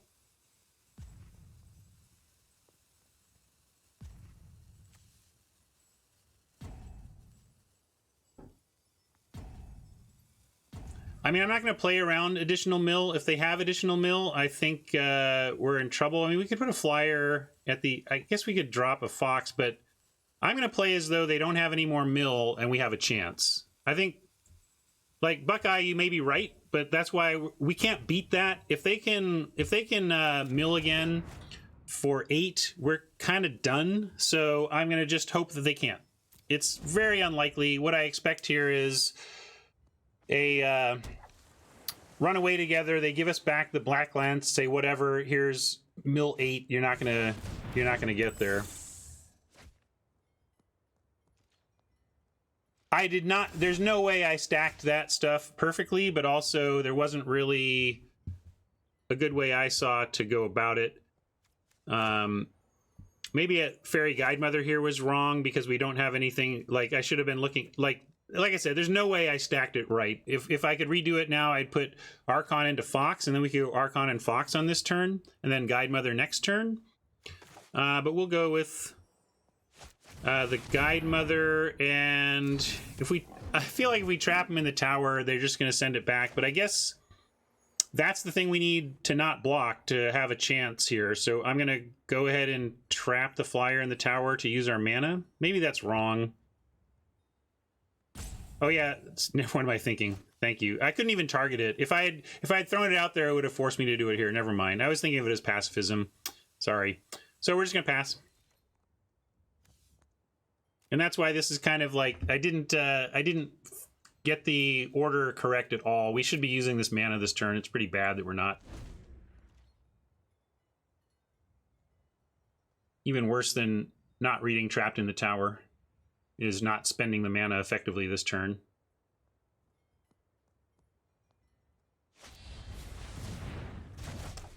that's kind of what we were expecting, and that basically does us in at 15. I mean, we go to 7.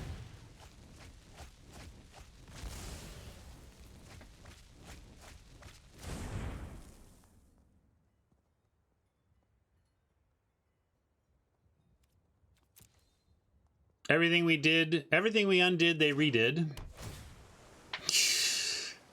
All right.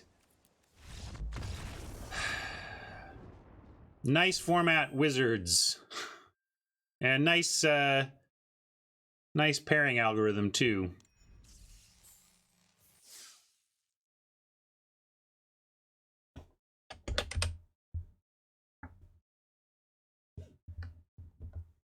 When I say nice format, I mean Eldraine on Arena.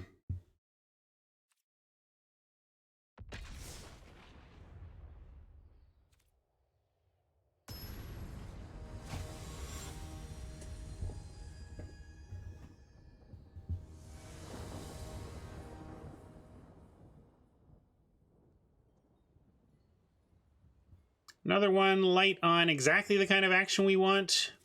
I want a little more on the creature side, but we do have a 2-drop and some removal and card draw. We'll keep it. It's a fine keep.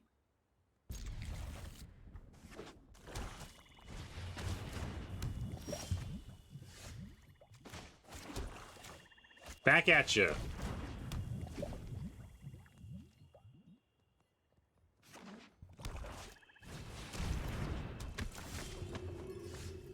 Hey, it's our fake ETB tap land. Let's see if we can make it to 3 planes before we play it.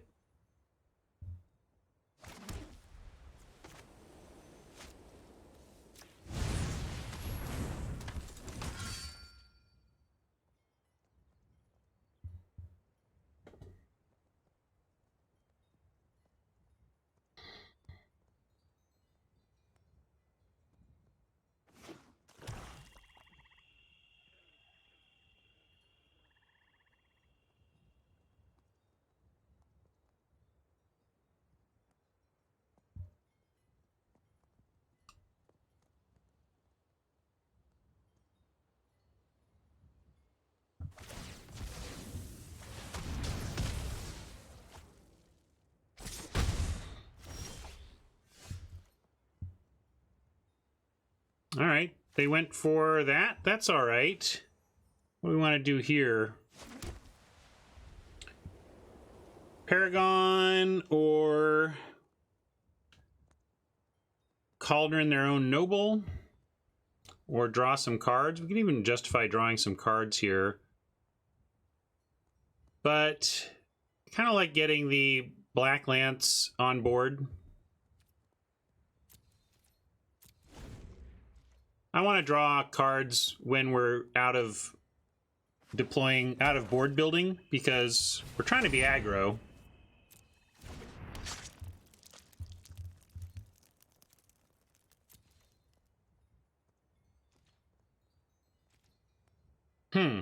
Why wouldn't they attack?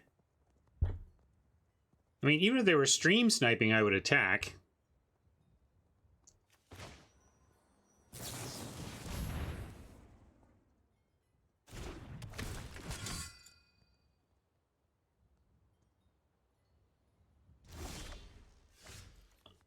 Well, I was going to go ahead and trap this in the tower, but with the Squire, we can just try and win combat.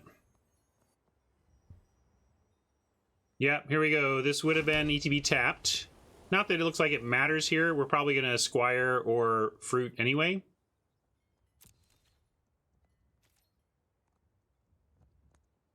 Don't think there's much to punish us for 2 black mana instant speed for just going with the Squire play here, the adventure. I think they're going to offer the trade, right?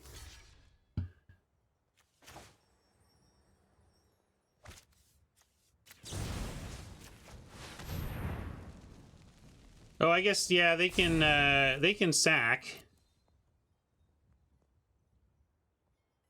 But if they want to sack their Skewer, I'm down with that. Still good for us.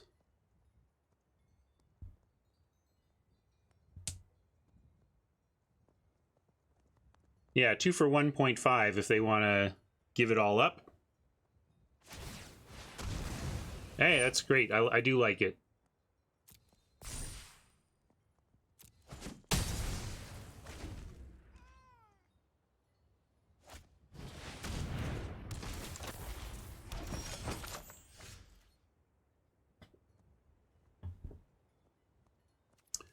This gets us some more black mana.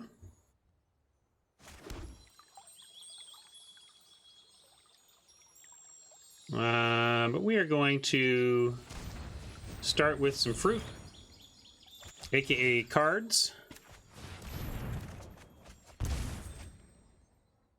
And now, yeah, we'll play out the Squire, so we can equip it up next turn.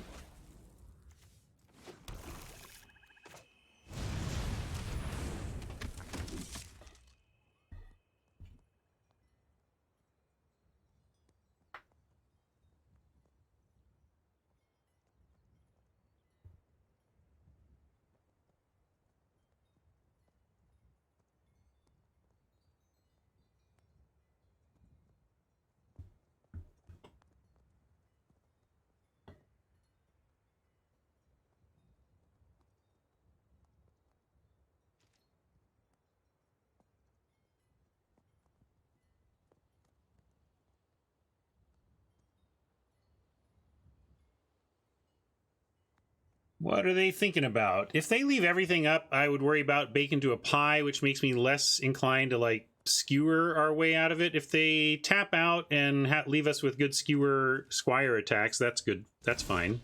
But this makes me think they're going to do some pie baking or something. But we don't have anything else to do, really. So if they want to use bake into a pie on our lowly 2/1 because we're going to equip it up, then that's what they get. They get that.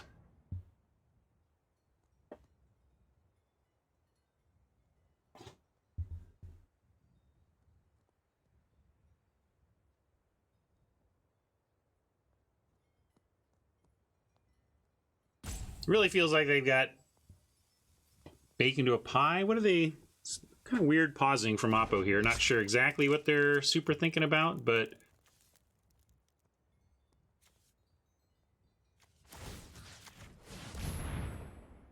yeah, if this goads them into using a removal on a creature we already got value from, we could do a lot worse.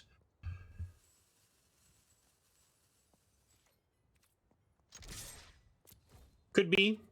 They could be missing a color.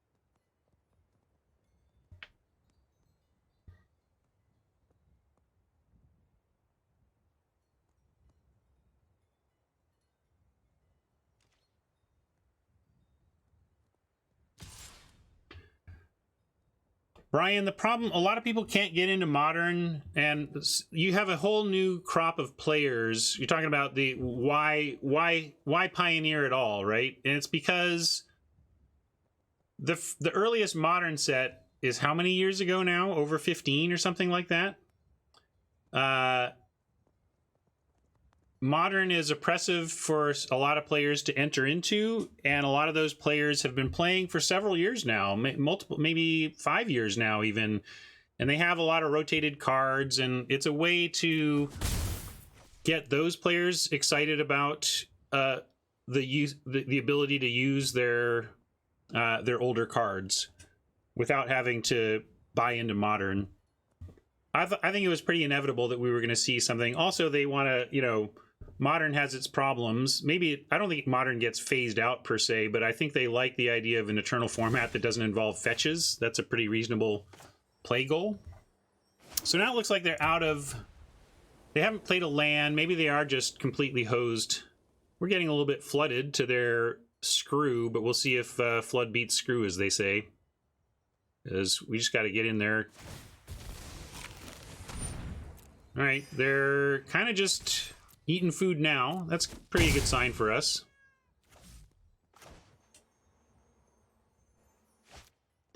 like to at least represent bacon to a pie, even though there's not one in our deck. Historic is odd, but you at least understand what that's about too. It's providing an eternal format on digital, an eternal form. You know, they have to give us a way to play our old cards on Arena. It'd be really silly if, yes, it's rotated out of standard, and therefore you can never play it here again.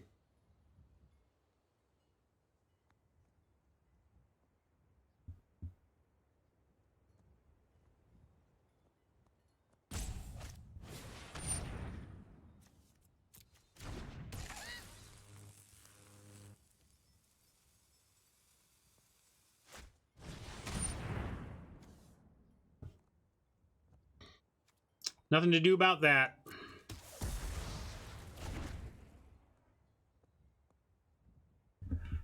I hope they keep them both back in an effort to block the Squire, and then we get to blow them out with Outflank. Although, we telegraph a blowout with the Scaldron, so I don't know why they wouldn't attack with the Brute. Right on, Avatar, see ya.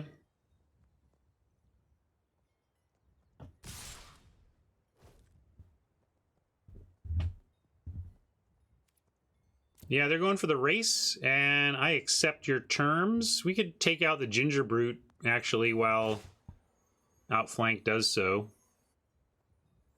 I don't see it being important, though, at this point. I'm going to say no. We may want the Outflank for a better creature, because we're winning this race right now, so who cares?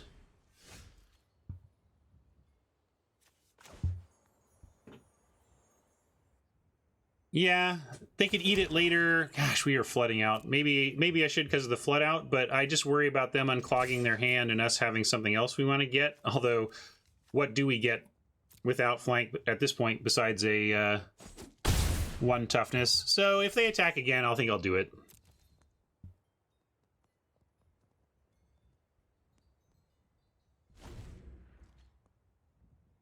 Yeah, I should probably keep... I'm playing out my lands absent-mindedly, but we'd get pretty wrecked by Reaper here. So if I draw more lands, I'll hold them.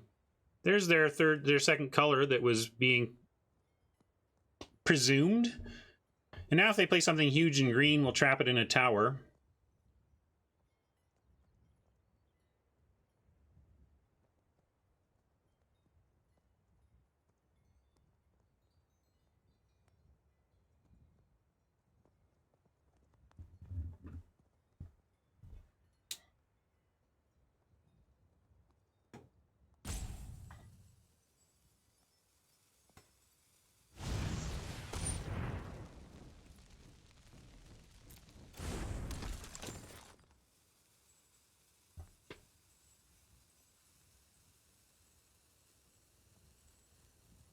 Now maybe they think they have the tools to double block through a Cauldron.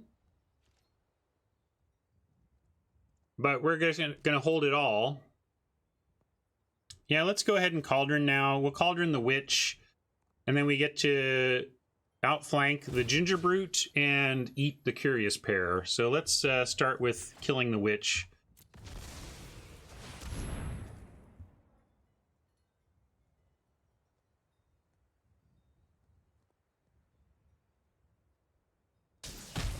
Now they get to eat the Ginger Brute in response to the outflank, but it's still fine for us.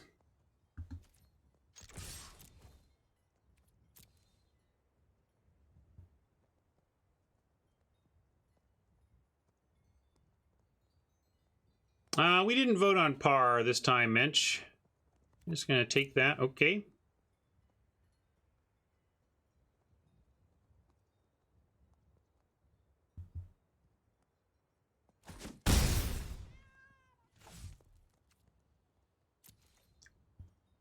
Yeah, if your suggestion for fixing things involves moves that reduce WotC's profitability with Arena, you're probably not going to get your wish.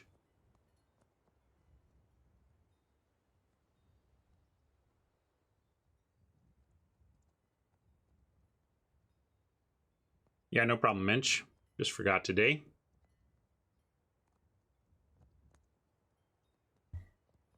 I mean, I say probably because legit, sometimes WotC has made a decision that is fiscally beneficial to more people than it hurts. It does happen sometimes. It's just usually a long-term play at that point.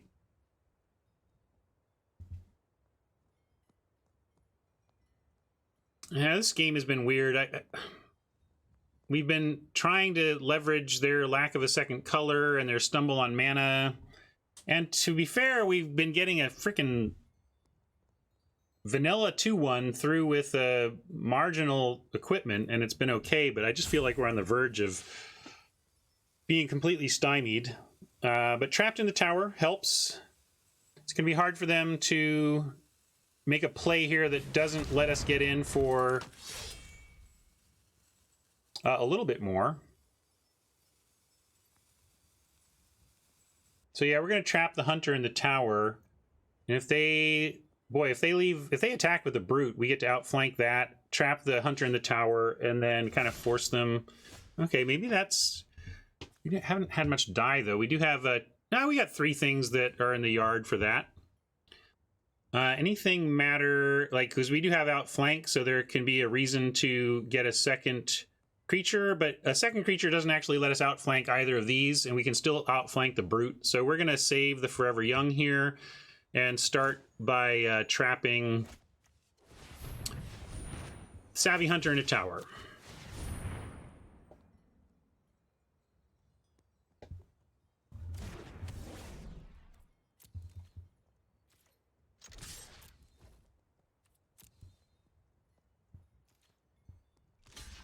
I think they've smelled this outflank all game, basically, but we've now put them in a spot where they can no longer play around it.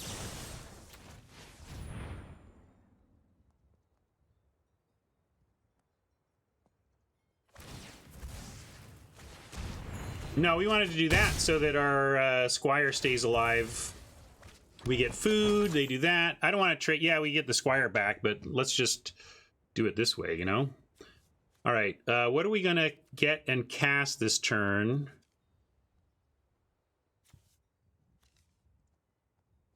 Probably the Fox, since it flies. So I just want to make sure I'm leaving the right mana for that.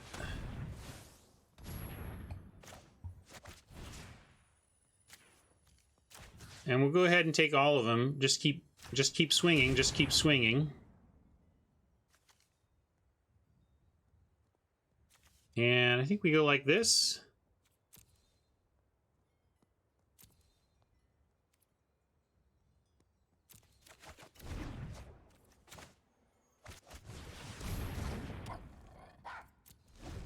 Could play the land there so we could, like, eat food, but I'd rather represent something here. Maybe they'll go for a Reaper to strip it out of our hand or something.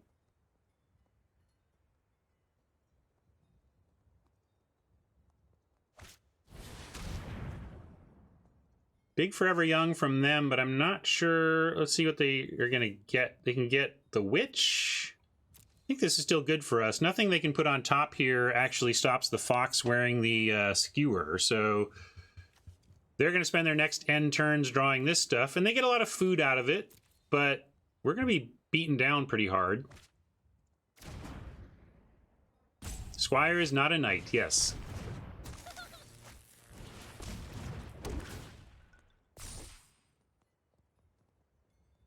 You think you racing?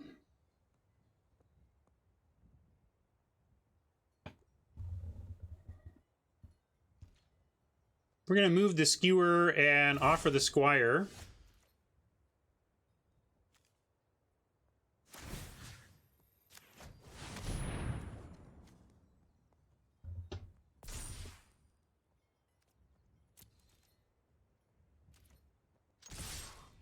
And if they don't trade off for the Squire, they can't eat the food. They can't eat the brute. So that's a fine trade for us.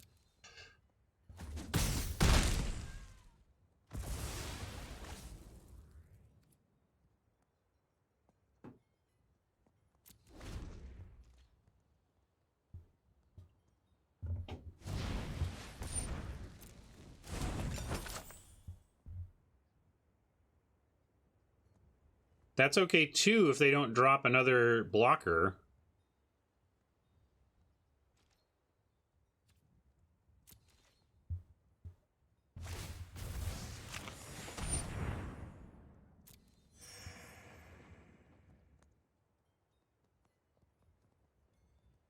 Yeah, if they don't drop a blocker here, I'm not too concerned with their sequencing. We're going to get in for 7, drop them to 2, and then Swordmaster Curry Favor to drop them to 1.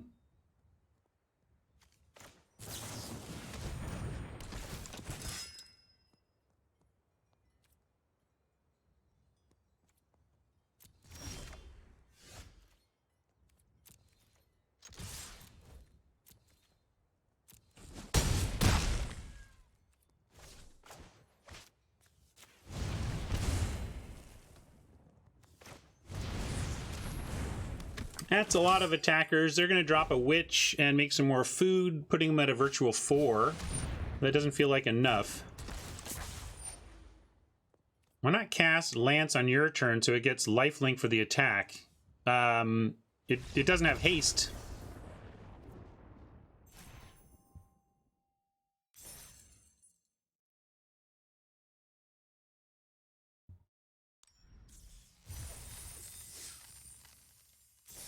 I love my chat reading cards like I do. Makes me feel better when all of us fail to read together.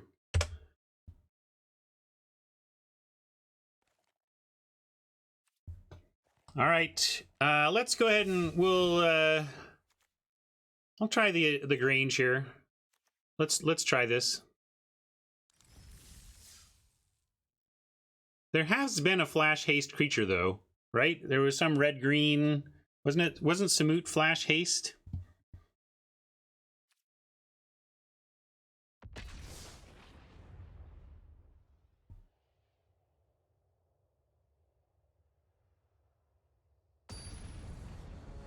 There's also been some flash haste tappers. So like flash in, wasn't there I think there was a Future Sight wall that like had flash but haste to tap for a card or something.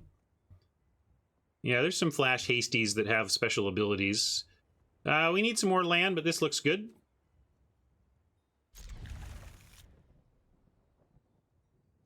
Might even start on Skewer 2, depending on what we draw.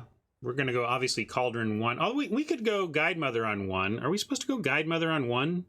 Skewer on 2, hook up the Guide Mother? Like, maybe I'm being greedy to try and get 2 points of sorcery speed flight out of the Guide Mother, although it can do things like... yeah, it can do things like launch the Knight that are really appealing. But yeah, I think I'm going to go aggro here, and we're going to lead on the Flying Mother. A lot because we have the Skewer to put on her. Oh man. Nice follow.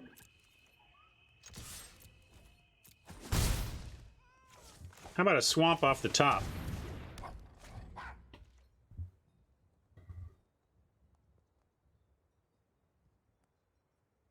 Yeah, we can do some shepherd tricks if we want. All right, we found land. Wasn't a swamp, but really happy we found some land. Let's go ahead and drop a Cauldron.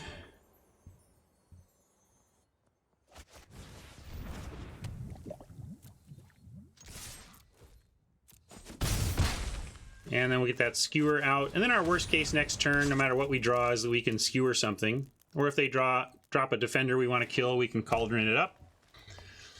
Don't play the Spider. Alright, Witch we can handle. No Spider. Silver Flame could be good eventually. We're going to use all our mana here to go ahead and equip up the Mama. Don't know if Guide Mother is from Detroit, but we can pretend.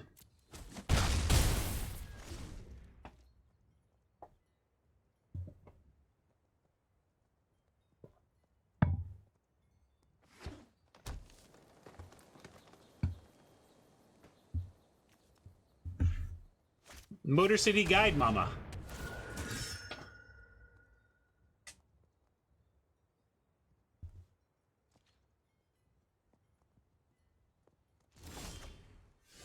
I swear there was a blue flash haste creature in Future Sight. You sure? Maybe I'm wrong. Well, well, well. We are not finding our magical second swamp. We could Silver Flame to just really apply serious pressure up in the air.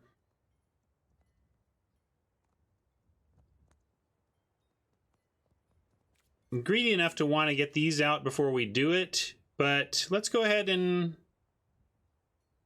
Ritual. It's good. This makes quite the Air Force.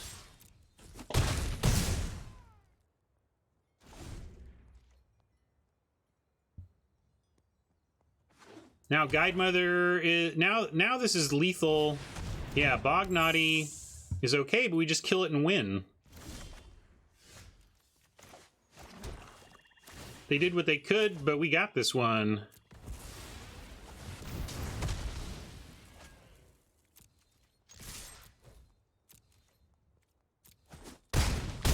Nice.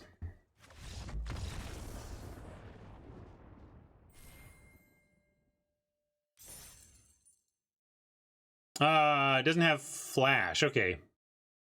Just has the haste. That is what I was thinking of, but I thought it had flash. I was wrong.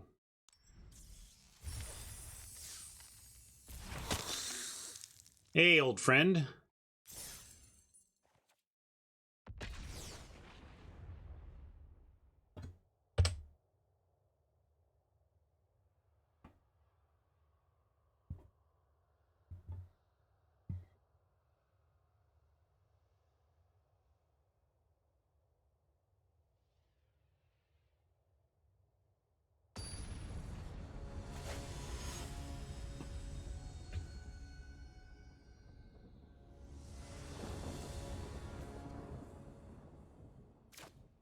All right, similar situation, but we're going to play Ginger Brute and have Guide Mother to launch the Brute.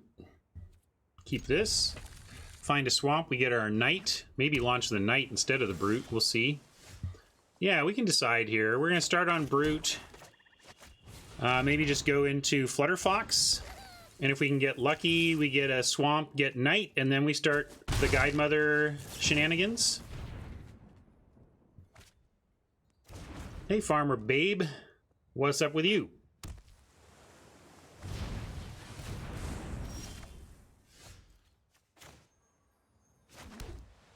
Yeah, we'll Flutterfox here. Still a chance we find a swamp. Hey, we found a swamp. Nice. So Ginger Brute's going to take a turn off, and we're going to drop our Knight.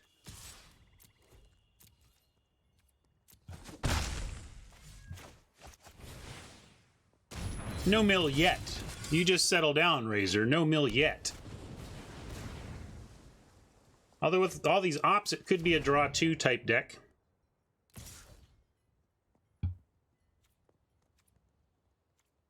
Interesting attack. I'll offer.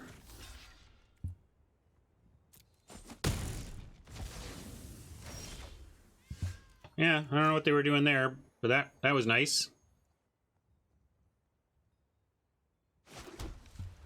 We're going to just play Archon here. They may be on Didn't Say Please, but we're still going to try.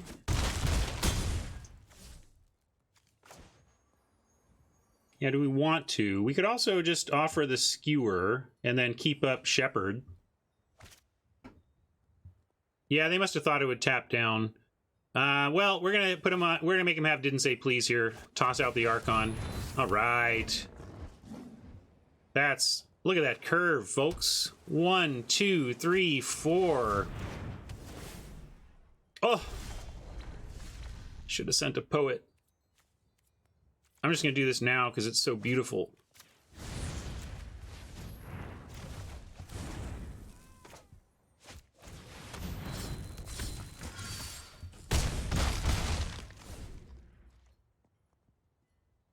Make it fly? What does that do?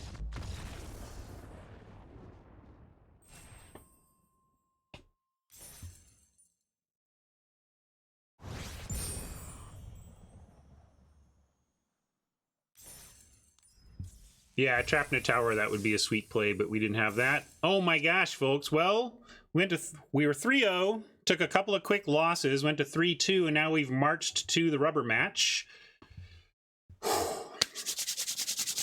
If we can win this one, we are perfect for the week on max wins. I mean, I'm happy no matter what. Like we get to 6-3, that's a great finish.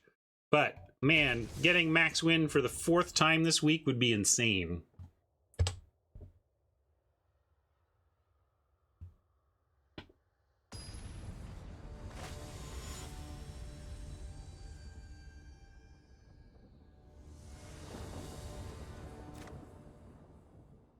That's a pretty fine start on that path.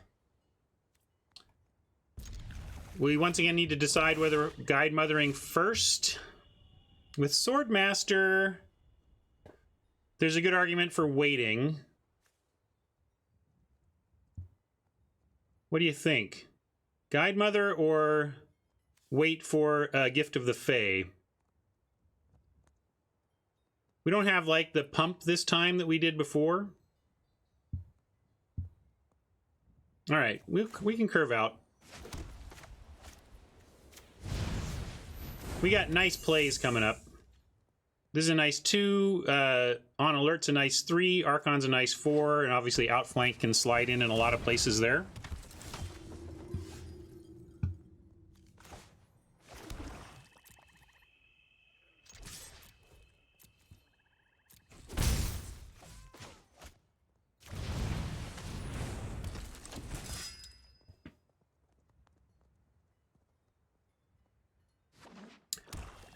S Zebra asks, Ryan, do you only like limited in Magic, or is it a favorite of yours in most card games?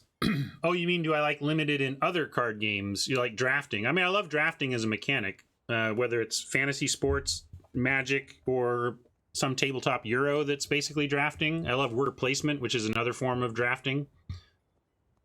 So I'm not 100% sure if that is what you're at with the question, but I do love me some draft. What do they have at instant speed for this mana assortment? I don't know. I don't think much. I guess they could bounce, like run away together would be rough if we go for the Squire. We can also just go for the outflank, though. See if they have that. I think we'll do this and offer an outflank if they want to try and block. Although if we do this, then we use all our mana.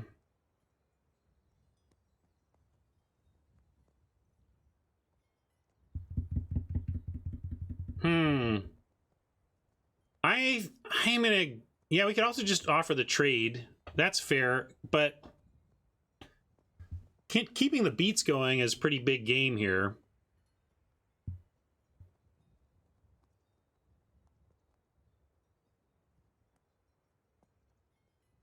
I'm gonna go for it.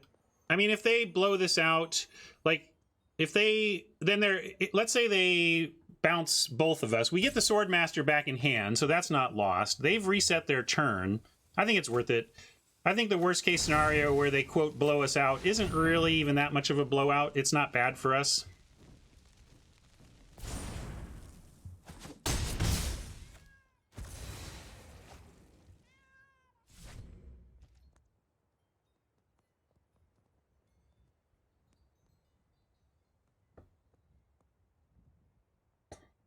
Best case, trick worked, and they had nothing to do on 3. Well, Oathsworn needs to get himself into a tower. Yeah, we'll just do that. I wanted to play the Archon here, but I like trapping the Knight. Although it starts to attack, and then we can kind of ignore it. But yeah, the Fox starts flying with this. We'll do it. Let's just do this.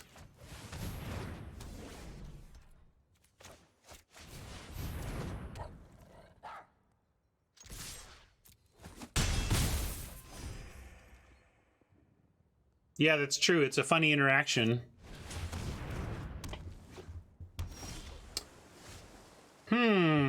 That's not the best for us because we have such weenie attackers. But Archon in the air helps with that. So, but also we can't cast the Oathsworn yet. So we're going to attack with just the Fox. Well, we could attack with the Swordmaster too. Yeah, we'll attack with the Swordmaster. It's still net damage. But the Guide Mother is a useless attack here. Yeah, we get a net of 1 life back on the attack.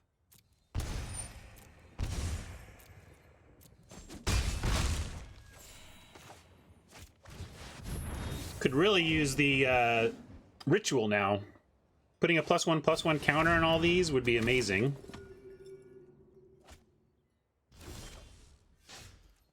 How many knights do we have? Just the one.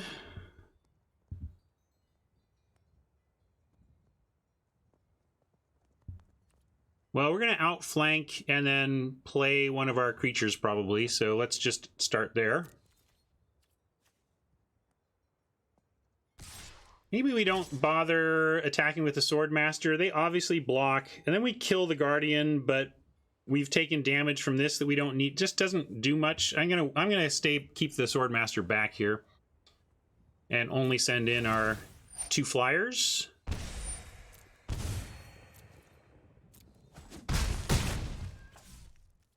But I'll drain. Let's drain and play the Squire, and then we have.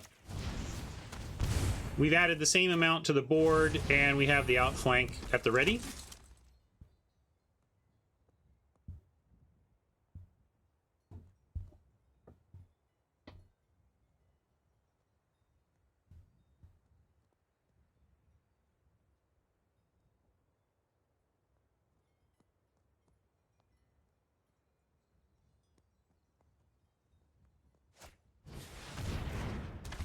Which gives them some food at the very least to survive. Oh, Epic Downfall. Good one. That was our best attacker by a lot, so that's too bad. Oh, here we go. That's nice, though. Let's launch our Swordmaster here.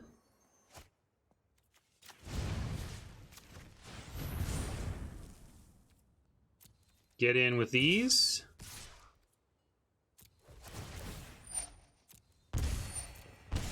Still frustratingly slow progress against the Revenge of Ravens. If they find another one of those, I don't even, like, what do we do? I'm going to go with the Swordmaster. It leaves Outflank unavailable, but that's okay. I don't think they're attacking anyway. Be happy for them to attack.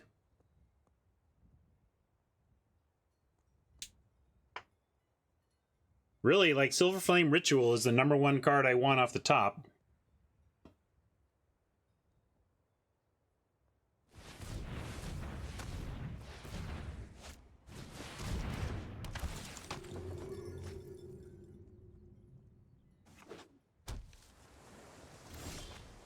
That ain't it. Do we bother with the Oathsworn of our own? Probably. It just bashes in. I guess gives them life, I suppose. We got to decide if we even want to play our Oathsworn. Kind of a weird situation. Ugh, I hate this. They are so far from dead. Like, it's... Yeah, Shepherd would be nice. We could rebuy on Guide Mother.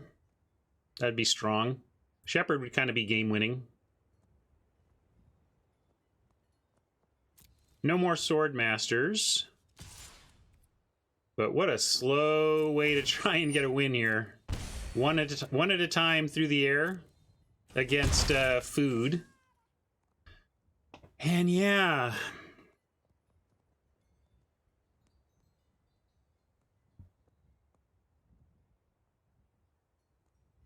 Seven-turn clock is not very impressive. Skewer is reasonably good. I think we just have to leave this Oathsworn in our hand, although now we're risking... we're also risking getting our hand stripped with the old Reaper. Oppo has a good deck here. Pretty reasonable to expect they might have a Reaper. I mean, if they reap this hand, though, it's not even changing our clock at all. Hey, Lord Tupperware, thank you for the raid. Welcome, Tupperware viewers. You caught us in an interesting spot. We have the board advantage, but our clock is laboriously slow. We have a Flutterfox getting through, but because of the Revenge of Ravens, it's getting through for 1 a turn. They're on a 7-turn clock. But what's exciting about what we got going on here, we are 6-2. If we can pick up this win, we get a 7-win event, which would make our 4th on the week. We've max won every one of our events this week so far, and we're trying to keep that streak going here. And that is not bad, actually. We're gonna give ourselves some... we don't get, unfortunately, the food out of it, but drawing a couple cards here, not bad.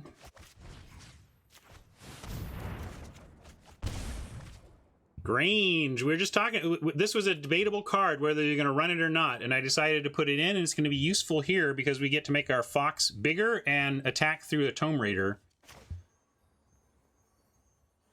We could give ourselves 2 attackers as well and outflank the Tome Raider. That's possible as well.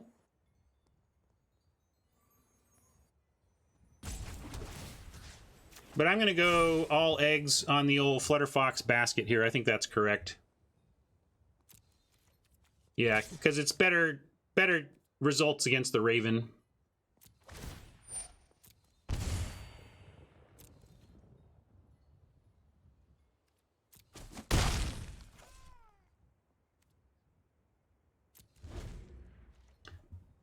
Ooh, Bone Crusher Giant is so great, but it's in kind of among the worst colors. It's 2 damage either way, but double attackers means we take more damage, so it's slightly better that way. But it puts us at bigger risk because if they take out the Flutterfox, we have no backup attacker. Maybe because of the risk of removal, actually going on Guide Mother would have been correct.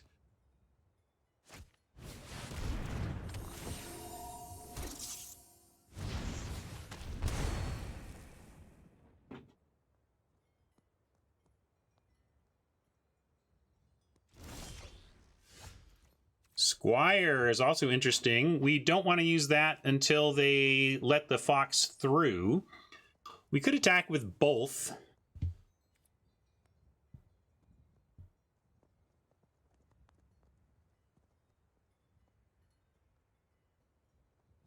Yeah, actually, let's attack with both. They're also tapped out, which is a nice time to do this. So let's attack with both. If they try to Raider... If they block the Guide Mother, we're outflanked no matter what they block, but then we can pump whatever they don't block.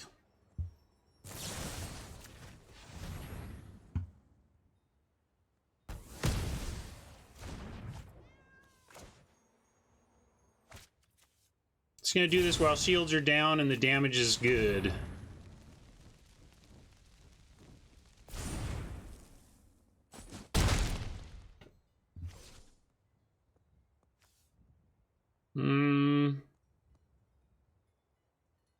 Still don't want to play the Knight.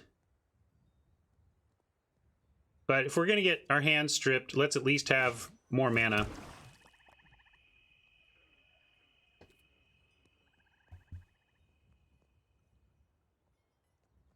We can play a Squire, though.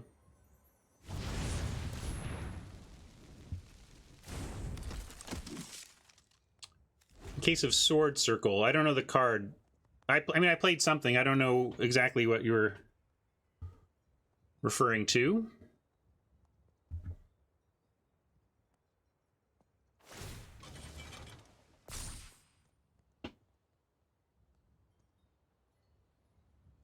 Oh, sure. Well, if we do that, we can still play it out ahead of it. Good call, though.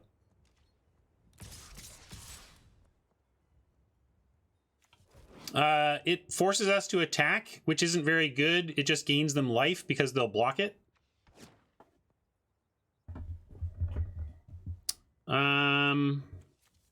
This is interesting.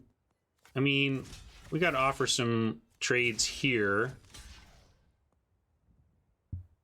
Guess even offering this trade is good, because then if we get Forever Young, we can get Swordmaster back for draining. So I like offering up 1, but we'll just take 4.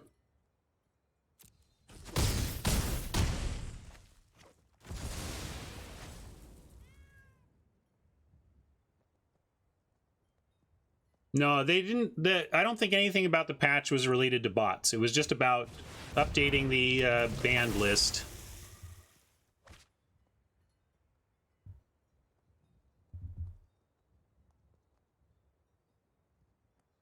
Do you have anything that wins us off the top? Shepherd and Forever Young and Giant Skewer and Foreboding Fruit, I think, all win us the game, and Silver Flame Ritual. So we actually have a lot of outs to just win the game here. That ain't it, of course. That ain't it.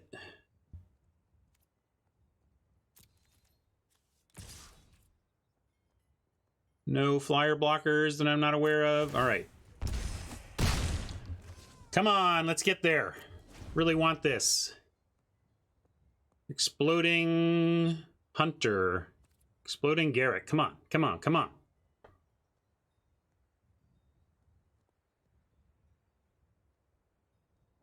One-time dealer. Yeah, I should have played the Guide Mother. It's true. I don't. Same reason last time. I don't know why I didn't play that.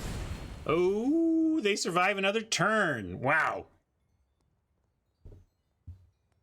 Okay, so they did update the bots. Well, we saw some late Secret Keepers, but honestly, we didn't see a million. And also note that some people playing today will be playing under previous bot consideration. So that the sick mill deck we faced might have been drafted before the bot changes, is what I'm getting at. They're trying to beat down. It's kind of all they've got here. They're Oathsworn lost counters because of 2 Wicked Guardians.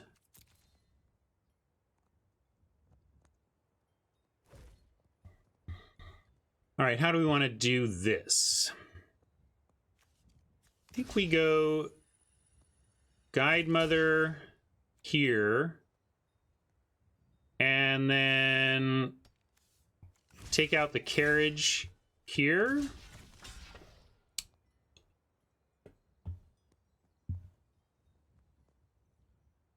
This makes some decent trades. Kills the carriage. You're watching it, Dingus.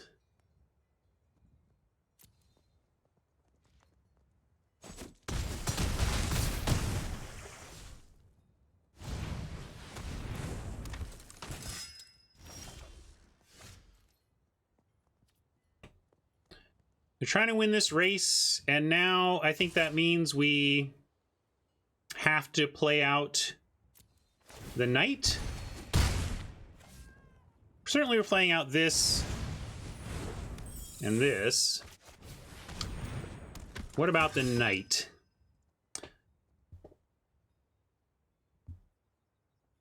If we play the knight, we are forced to attack with it next turn. Yeah, it's still bad for us, isn't it? Unbelievable that we can't just quite cross the finish line here.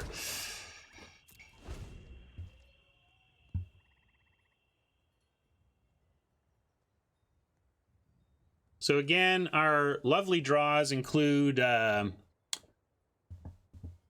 even take a Flutter Fox as a kind of a weak one, but Shepherd of the Flock, because we still have a Fairy Godmother, is a good draw. Forever Young, Giant Skewer, Foreboding Fruit, and Silver Flame Ritual. So I count 1, 2, 3, 4, 5 draws we love. One that's okay. But out of 19 cards, that's only 5. We've had a lot of draws towards a card we love and have missed. So it'd be nice to catch one here.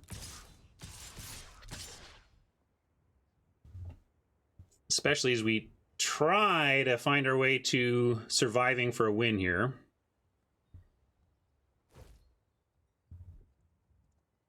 And 3, 4, 5. We just take 5 and block one of these, I guess.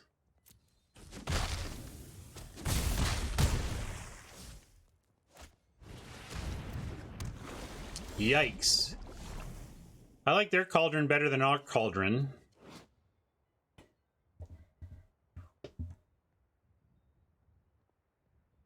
Maybe it does. Maybe it's not great for them. No, unfortunately, it's not game because again, we attack them. Let's see. Do we have a? Oh no, we called it. It is game. Sorry. Yeah. Cauldron Swordmaster, and we get there, right?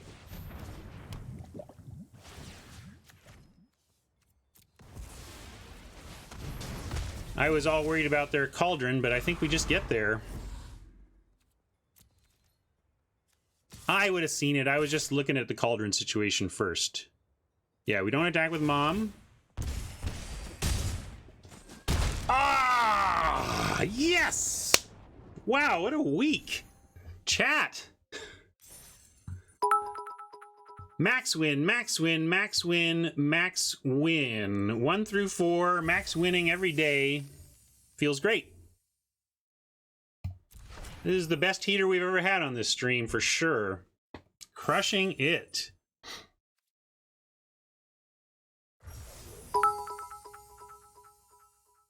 Thank you all for your cheers and bits and well-wishing GGs. Yeah, we got to go for 5 tomorrow. I mean, we go for it every day, but we have 8 packs. We'll wait till tomorrow and we'll do a 10x open there. Nice. All right, I'm going to go soapbox for a second and say that's been an excellent run here. This is our 4th straight max win of the week. Loving it, loving it. Always feels good to win more than you lose. But this is also variance in our favor too. So sometime down the road when we have played 4 straight traditional drafts with no gem, with no gems back, remind me about this week. Remind me that variance is a thing and that sometimes it all goes your way. So and we're even a little early. I got about 20 minutes before I usually wrap up. So what I'm going to do is say farewell to our YouTube friends, and then I'm going to practice with my chosen standard deck for the upcoming charity tournament, which I'll talk about after we say goodbye to YouTube. Thanks a lot for hanging out, YouTube, and we'll try and get to 5 max wins tomorrow, right? We'll see you then. Bye.